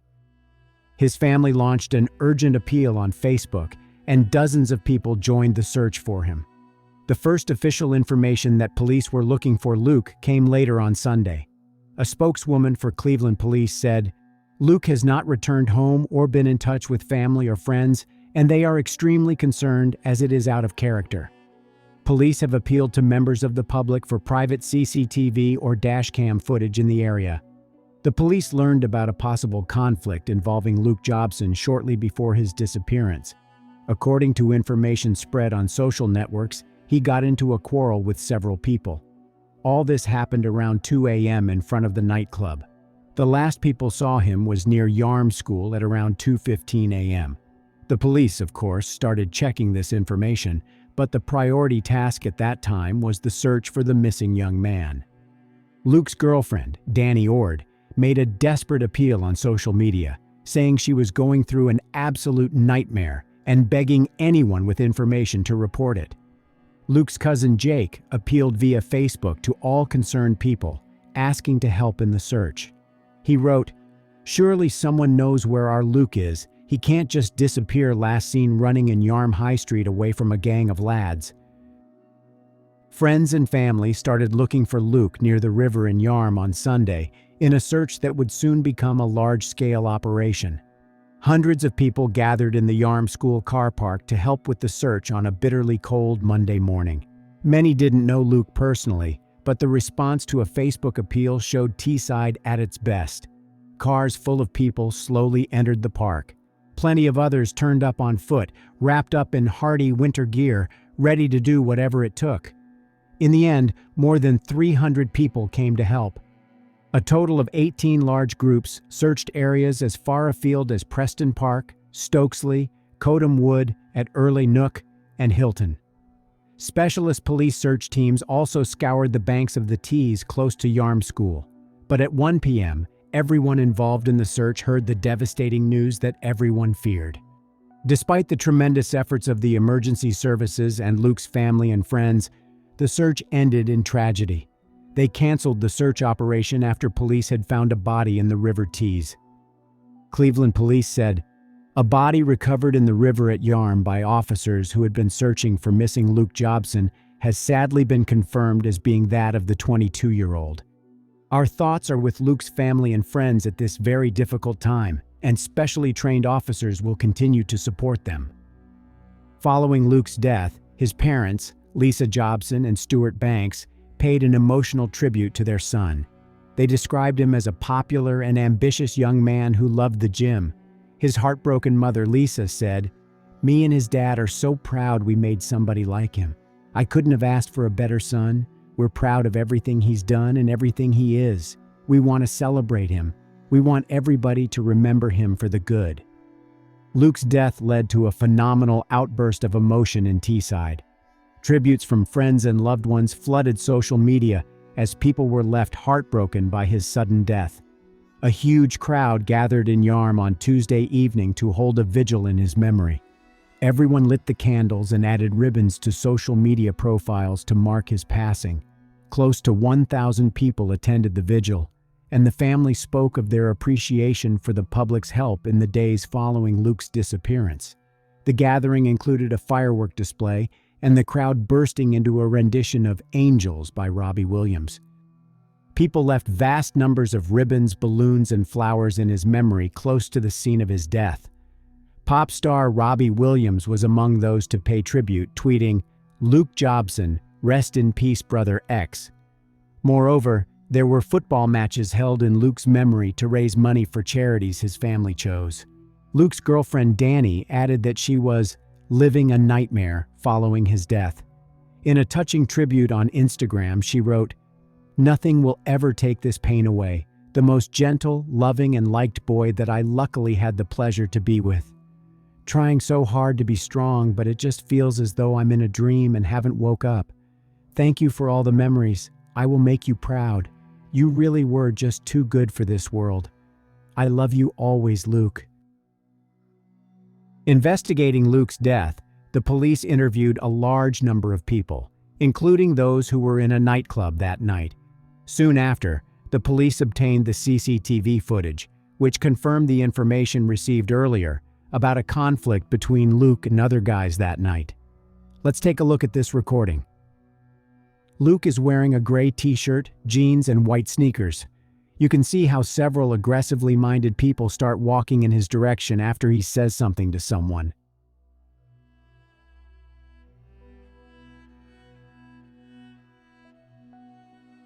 Everything ends with Luke running away and several people running after him.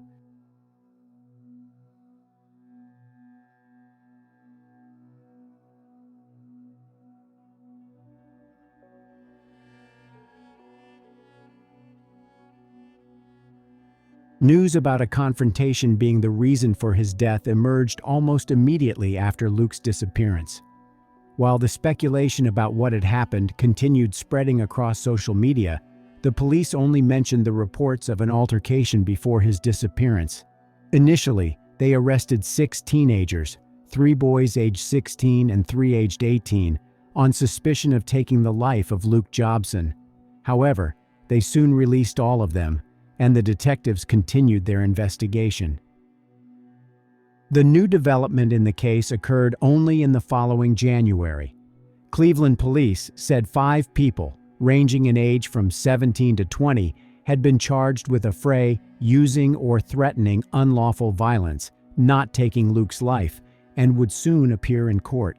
One of the teenagers, a 17-year-old who has since turned 18, has never been named publicly because of the legal restrictions imposed due to his age. The 4 others are 20-year-old Edwin Taha, who did not admit he started the fight, 19-year-old Ryan Alpay, who denied the fact that there was a fight, 19-year-old Ali Abdul-Majid, who did not admit his guilt, and 18-year-old Hamad Asif, who also denied that there was a fight. Unfortunately, I could not find his image. The reports described Edwin Taha as the leader of the gang. In England and Wales, the law states, 1. A person is guilty of affray if he uses or threatens unlawful violence towards another, and his conduct is such as would cause a person of reasonable firmness present at the scene to fear for his safety. 2. Where 2 or more persons use or threaten unlawful violence, it is the conduct of them taken together that must be considered for the purposes of subsection 1. 3. For the purposes of this section, a threat cannot be made by the use of words alone. Considering what we see on the recording, namely Luke running away, there is no doubt that he was worried about his safety, and as we will discover later, the threats against him were not only verbal. But before we learn more about the events preceding the death of Luke Jobson, we need to understand what caused the conflict that night. However, there is, unfortunately, no precise answer to this question because none of the suspects answered it. It also remains unclear where Luke's friends, with whom he attended a nightclub, were at the time of the quarrel. The recording released by the police does not answer this question. Based on what we see in this recording, we can assume that Luke was not planning to leave the club. After all, he is standing in a t-shirt. His jacket was inside the establishment. Footage released by police shows Luke confronting the gang before they force him to run for his safety. His superb athleticism allowed him to outrun his pursuers. That could have been the end of it. But Taha and the other future defendants returned to the nightclub, got into Abdul-Majid's Volkswagen Golf, and caught up with Luke near the school. They got out of the car, and Taha sprayed Luke's face with an unknown substance, presumably pepper spray. It caused him to lose his sight. Trying to escape, Luke climbed over the wall into the Yarm School grounds. There, CCTV cameras captured him when he entered the boathouse. Unfortunately, no one ever again saw Luke, a man who loved life and always wanted to be the best he could be.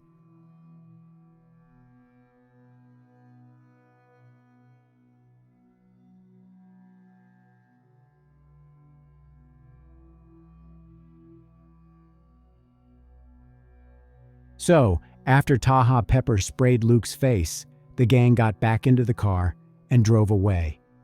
It remains unclear whether Luke knew where he was going, but considering that he did not study at this school and that the tear gas left him disoriented, it is doubtful that he understood where he was going.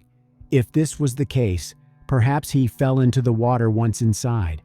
Let me remind you that these events took place in January. The water in the river was very cold.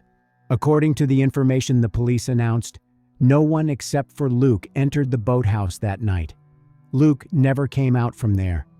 2 days later, the police found his body in the water near the school. The death of the young man occurred as a result of drowning. As previously stated, all the suspects refused to admit guilt. None of them were in custody before the start of the trial. They released Edwin Taha on bail. Edwin Taha and Ali Abdul-Majid changed their minds and admitted their guilt in the fight during the first court hearing on September 28, 2020. Pathologist Dr. Nigel Cooper and Dr. Jennifer Bolton conducted an autopsy, and announced the results during the trial. The toxicology report showed Luke had consumed alcohol before his death.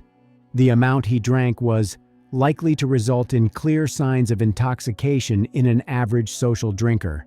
Moreover, they found traces of a prohibited substance that he had taken some time before his death. The court heard that the presence of alcohol and a banned substance in his system would have made him more susceptible to the effects of hypothermia. There were no injuries that contributed to his death, and no injuries to indicate an assault had taken place. Also, he had no natural diseases that contributed to his death.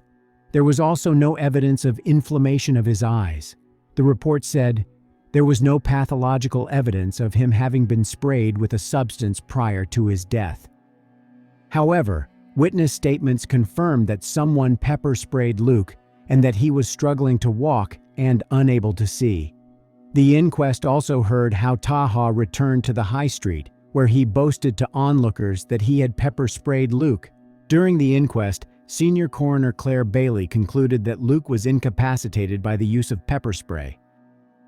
The court announced the verdict in October 2020. Lisa Jobson fought back tears when she read out a statement in Teesside Crown Court as two young criminals faced justice for their actions on the night her 22-year-old son Luke lost his life. Miss Jobson described the gang who surrounded her son before chasing him through Yarm High Street as a pack of wolves. She said, "Luke was loved, cared, and protected from the day he was born. He was our world and our only boy. We could not have wished for a better son. We were so close. He was loving, caring, and beautiful both inside and out.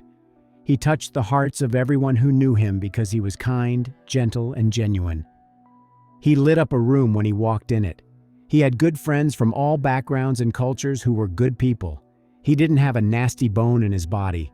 He loved life. He was positive, always wanting to be the best that he could be with everything he did. He was always looking forward to things and planning ahead. We miss Luke every minute of every day. The pain we feel never goes away. Our lives have been destroyed, and we will never be the same people again. This should never have happened. Luke has been robbed of his life at 22. His life was just beginning. That night, all of you were intent to harm, chased Luke in that car, and he was running scared from danger. He was alone, frightened, and vulnerable. You all acted like a pack of wolves, hunting him down. I know Luke was trying to get away to safety. He was heading towards his aunt's house, and you all made sure that did not happen by getting to him in that car. You know exactly what you did, Edwin Taha. When you sprayed our boy's eyes and face, causing Luke hurt and pain, you are all evil. We will never get out of our heads every minute of that night that Luke had to go through. Not one of you have had the guts to own up to what you have done to our boy. Knowing your faces are the last faces of terror our boy had to see on this earth is a living hell, and our boy could not get away safely is torture. We want someone to take away all of this pain and bring Luke back, but no one can. We are angry, sad, and bitter. You have made us into something that is the complete opposite to what Luke was about. Whatever happens to each and every one of you is never going to be enough. It is going to be me, Luke's dad, and his sister who are having to live a life sentence." At the trial, Abdul Majid's lawyer stated that his client did not know that Taha had pepper spray with him. He said, "This basis of plea is that he did not know his co-accused possessed a pepper spray. Only one in the dock knew that they had a weapon, and it was not Mr. Abdul Majid. He did not expect the victim to be assaulted with a weapon." During the hearing, Taha's lawyer said his client had a difficult childhood. But can a difficult childhood be an excuse? His lawyer said, "He made wrong decisions, and on that night, something was said that sparked all of this off. It does not matter at all because what happened should never have happened, and he acknowledges that through me today." John Nixon, the lawyer defending Taha, told the court that his client and his brother had come to the UK from France when he was 4 years old. He could not speak a word of English. He said that their mother left them when he was 10 to go back to France, and they were left living with a foster family in Stockton. Judge Howard Crowson told the pair that neither of them was legally responsible for Luke's death. Yet, had he not been chased along Yarm High Street, he would not have entered the Yarm High School and the boathouse, and he would not have drowned in the River Tees. On October 30th, 2020, 20-year-old Edwin Taha was sentenced to 21 months in prison after he pleaded guilty to a fray. Plus, he received another 4 years and 4 months of imprisonment on charges related to prohibited substances. A second man, 19-year-old Ali Abdul Majid of Corvus Drive, Stockton, also admitted a fray. The court sentenced him to 15 months suspended for 18 months. Teesside Crown Court heard he had been driving the car that pursued Luke. The court also ordered Abdul Majid to undergo 300 hours of unpaid work. After the hearing at Teesside Crown Court, the senior investigating officer, Temporary Detective Chief Inspector Sarah Robinson, said, "Police inquiries showed that an altercation had taken place on Yarm High Street before Luke was pursued by a number of males in a vehicle. When these males caught up with him, Luke was sprayed in the eyes with a noxious substance which had an adverse effect on him.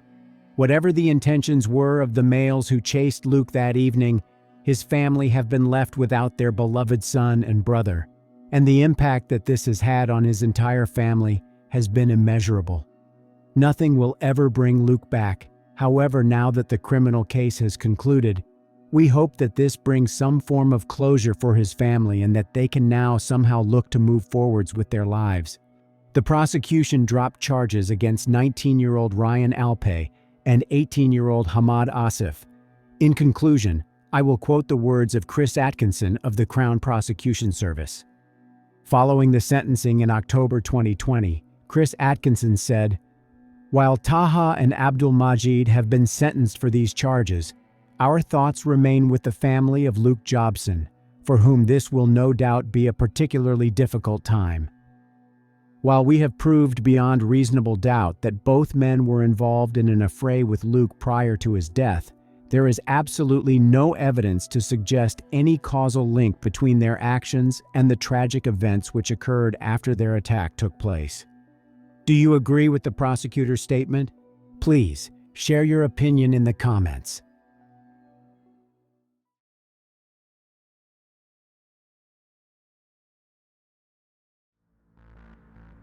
In this video, we will take a look at events that happened in Malaysia in 2003.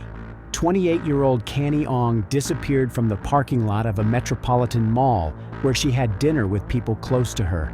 Her family filed a disappearance report to the police, and soon the authorities made a shocking discovery. The story of Canny Ong still lives in the memory of many Malaysians.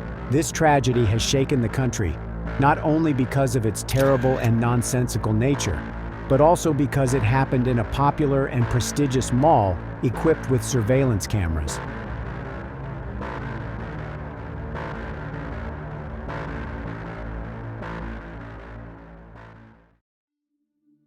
Canny Ong Lay Kian was born in Malaysia on July 18, 1974. She was the younger of 2 daughters and had a very close relationship with her parents. In 1995, Canny went to the USA to get an education and try to build a career in the field of information technology. Living in the United States, she met a guy named Brandon.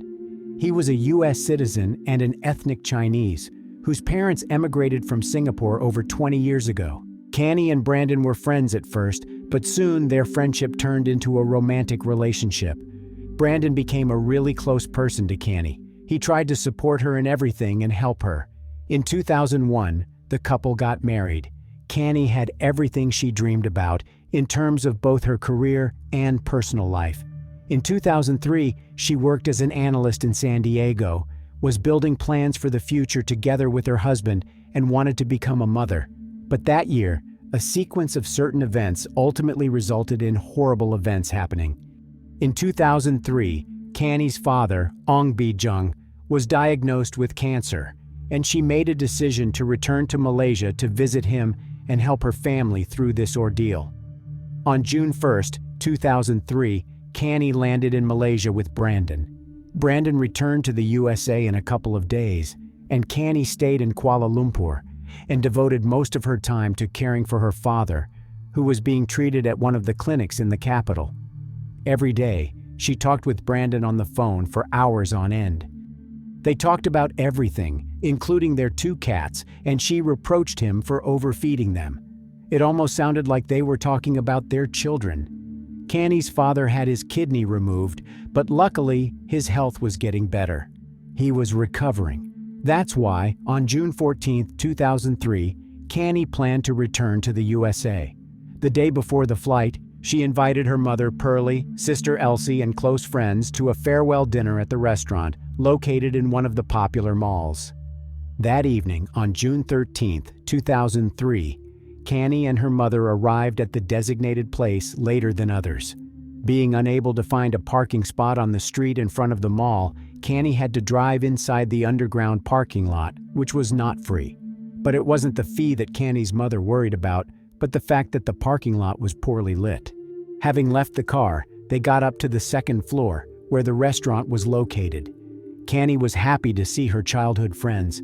She hadn't seen some of them for a very long time, and they had a lot to talk about. In a few hours, she started noticing that Pearlie looked tired.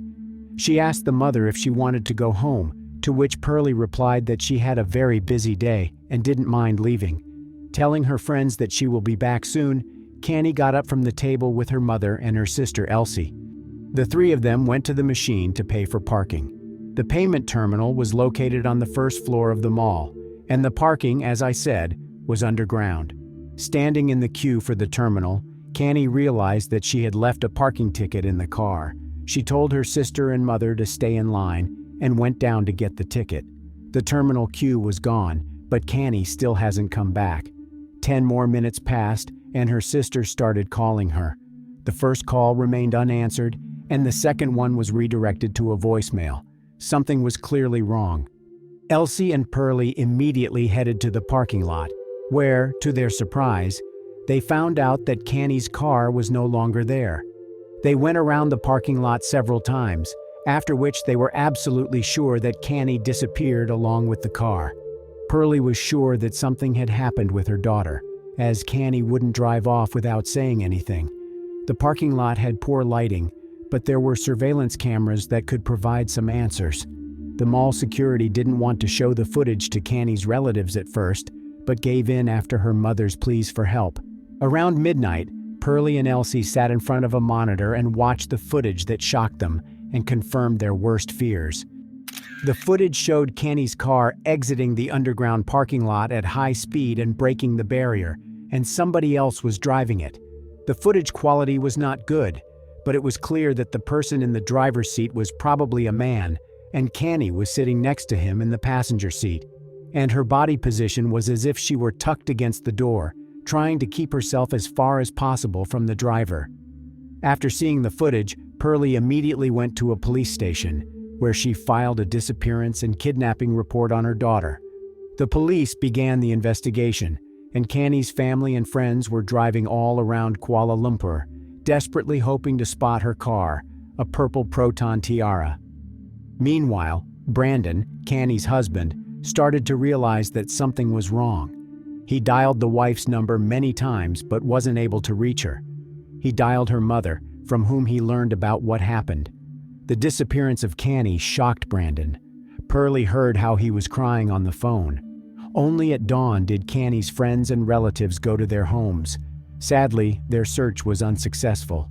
The police were spreading information about the disappearance and conducting their own search, which also didn't bring any hope. Footage from the mall's parking lot where Canny was kidnapped didn't help in identifying the man who was driving the car. More than 72 hours have passed since Canny's loved ones have last seen her. It was obvious to the authorities that if Canny Ong was indeed kidnapped, it was not for ransom, as if money were the motive, the kidnapper would have come forward a long time ago and demanded ransom. And this state of affairs did not bode well, which was confirmed that same day. The police made a sinister discovery.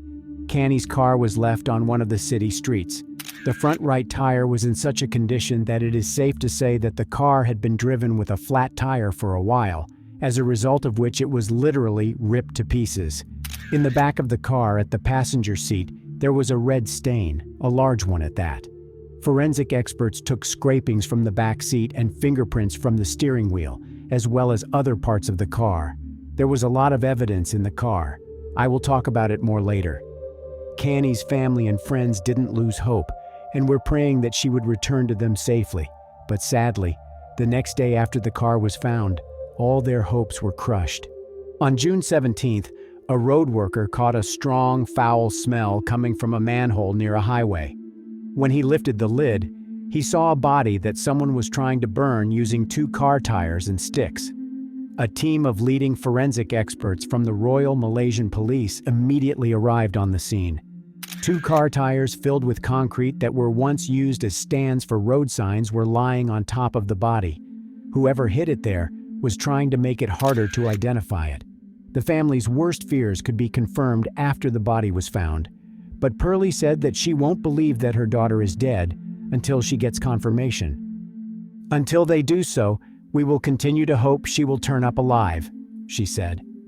The family headed to the morgue, but the doctors said that they still couldn't confirm that this was Canny Ong's.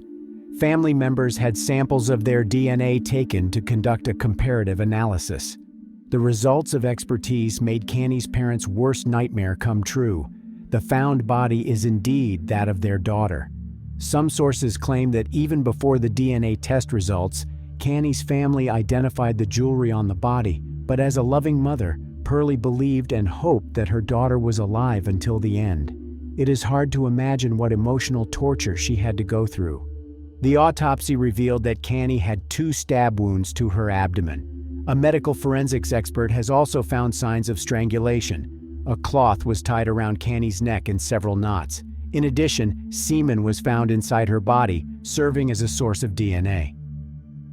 A few days after the body was discovered, there was an event that raised many questions regarding the work of law enforcement agencies. A policeman working undercover by the name of Subramaniam Ravichandran reported to his superiors that on the night of Canny's disappearance, he was on duty on his motorcycle along with his partner, patrolling the streets of a nighttime Kuala Lumpur. Both he and his partner were dressed in civilian clothes. They saw a car parked at the wrong spot, taking up half of the road, and decided to stop near it to see if anyone was inside. Walking up to the driver's door, Ravichandran saw a man sitting behind the wheel and a woman next to him on the passenger seat. He knocked on the window, and when the man behind the wheel lowered it a third of the way down, he showed him his police ID and asked him what he was doing there, to which the driver replied that he's just sitting there and chatting with his girlfriend and is not doing anything illegal. After these words, the policeman asked to check both the driver's and his companion's IDs. While the man behind the wheel was handing out the documents, the woman in the passenger seat gave strange signals with her hands. It seemed as if she was asking for help. Every time her assumed boyfriend turned his head toward her, she stopped. Having noticed that, the officer asked the driver to step out of the car. The driver responded aggressively, telling Ravichandran that he was not a police officer, but a thief. After these words, he raised the window and reached for the key in the ignition. Realizing that the car would drive off, the policeman took out a pistol and shot the right front wheel, after which the car drove off at a high speed. Ravichandran, together with his partner, began a motorcycle chase, but for some reason they couldn't catch up to a car with a flat tire. This is the official version. The state of affairs in the Malaysian police at the time was such that it came as no surprise that the officer on duty did not call reinforcements and did not notify anybody about what happened. That car with a flat tire was the purple Proton Tiara, the transport of Canny Ong that will be found abandoned in a few days. And even though the chase did not end in favor of the police, now they had documents given by the driver. The man in the car was 27-year-old Ahmad Najib bin Aris, and the woman was Canny Ong. And if the officer in that situation behaved differently, then maybe Canny would be alive. But sadly, Ravichandran notified his higher-ups about this situation only after Canny's body was found. The only good thing that happened that night was probably that the officer had documents on the suspect. Besides Canny's family, many Malaysians came to say goodbye to her. For Brandon, the death of his beloved wife was an irreparable loss. Meanwhile, the police began their search for Ahmad Najib. As it turned out, he never lived at the address listed in his documents. But his name was real, which meant there were many ways to find him. The police began searching for the name listed in the documents in the Registry of Documented Marriages and in the National Agency of Social Support. A match was found. Ahmad Najib bin Aris was born and grew up in Muar, Malaysia. He was the second of 4 brothers and sisters in the family. Since he had to work and help the family, he dropped out of school. In 1998, he moved from Muar to Kuala Lumpur. Later, he got married and became the father of 2 children. Since 2000, he has worked as a cabin cleaner for Malaysia Airlines. Knowing the name of his wife and her place of work, the police began surveilling her. She worked in one of the metropolitan banks. Waiting until her shift was over, police officers, disguised in civilian clothes, followed her and found out her home address. Now the police knew where Ahmad lived, but to not scare him, they had to make sure that he was inside the house. For 3 days they watched the house, but the suspect did not appear once. The investigators began to doubt that Ahmad Najib still lives with his family, but these were hasty conclusions. On the 4th day of surveillance, around 4 a.m., they saw a cab pull up to the house, out of which Ahmad Najib got out. Just a minute later, he was handcuffed and taken to the police station for questioning. Information about the arrest and identity of the suspect quickly leaked into the press. Many who knew Ahmad Najib couldn't believe that he was the one who kidnapped and took the life of Canny Ong. He was a loyal husband, a caring father of 2 children, and generally gave the impression of a good man. But soon, officers were sure that he was a wolf in sheep's clothing. Najib was completely calm and stated during the first interrogation that he is only willing to talk with the head of the Criminal Investigation Division. He started denying his guilt. Only as he was presented with evidence connecting him with Canny Ong did his confidence start gradually fading. At first, he was shown 2 IDs that he gave to the officer on duty on the night of the kidnapping of Canny. Then officers said that they found blood spots on his jacket and jeans, and that the DNA analysis will almost certainly show that this is the blood of Canny Ong. Only after Najib realized that the officers were not bluffing and that they had irrefutable proof did he confess that he kidnapped and took Canny's life. In 10 days from the moment of kidnapping, on June 23, 2003, Ahmad was taken to court, where he repeated his confession. During the next few days, the police conducted an investigatory experiment during which Najib showed all the places where he was with Canny and explained in detail how and how many times he forced her into getting intimate with him, as well as how he took her life and how he tried to get rid of her body. In all places where Najib led the police, they found evidence confirming his words. At the underground parking lot where it all began, the cameras captured Ahmad Najib. According to him, he was waiting for his former boss, who fired him and whom he wanted to get revenge on. It is worth noting that the version about the former boss was not confirmed. By hiding in the darkness, he saw how Canny was looking for something in her car and decided to take advantage of it. He shoved her in the car and threatened her, telling her that if she tried to escape or call for help, she would regret it. Canny fell into a stupor and obediently complied with all his commands. Then he sat in the driver's seat and drove out of the parking lot at a high speed, breaking the barrier. Having stopped in an industrial area, he started harassing Canny, but right at that moment, a police officer in civilian clothes pulled up to the car. Najib was trying to convince the officers that he only realized that he kidnapped the wrong woman when the officer asked to check their IDs. Even if we assume that he did intend to kidnap his former boss, it still doesn't make him any less guilty, as, without a doubt, she would have suffered the same fate as Canny Ong. According to his words, Najib managed to escape the pursuit, and even though the officer had his documents, he didn't think to let Canny go. He stopped the car on the streets to replace a tire that had been punctured by a bullet. A car with a woman inside was parked near the place where he stopped. He walked over to her and asked for a jack. He wanted to change the tire, but then saw that Canny was signaling the woman with her hands, who landed him the jack, so he gave up on the idea of changing the tire and drove off right away.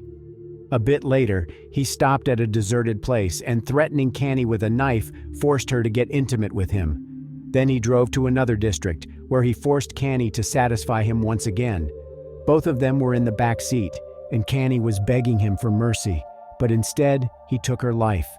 Then he hid her body in a manhole near a highway, drove a car to another place, and left it there. 16 hours had passed before he returned to that place with a gasoline canister and tried to cover up the evidence of the crime. A DNA expertise confirmed that the semen found inside Canny Ong's body belonged to Ahmad Najib bin Aris. His DNA was also found in the car, as were his fingerprints, which was another irrefutable proof of his guilt. The expertise also determined that the blood found on his jacket and jeans was that of Canny Ong.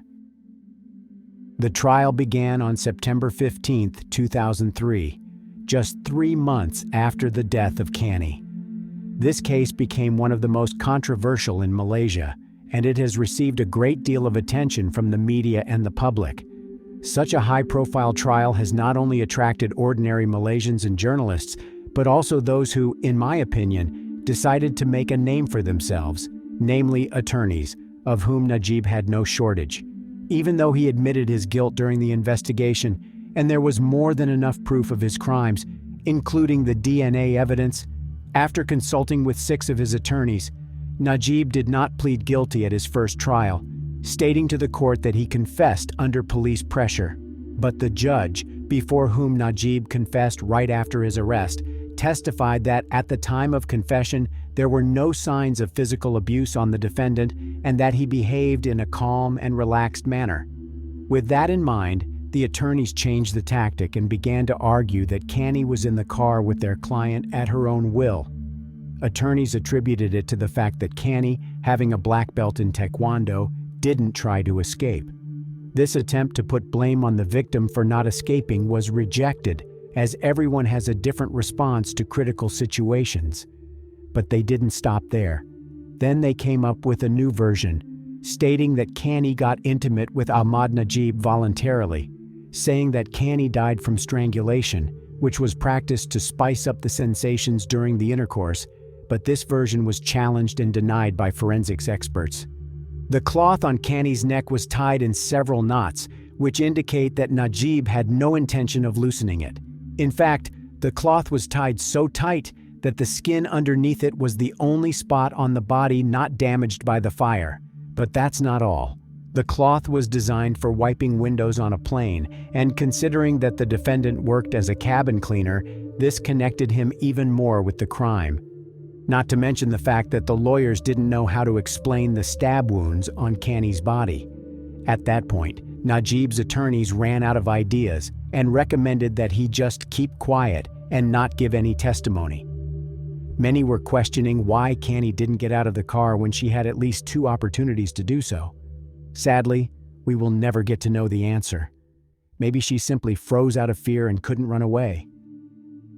On February 23, 2005, Ahmad Najib bin Aris was found guilty on all charges.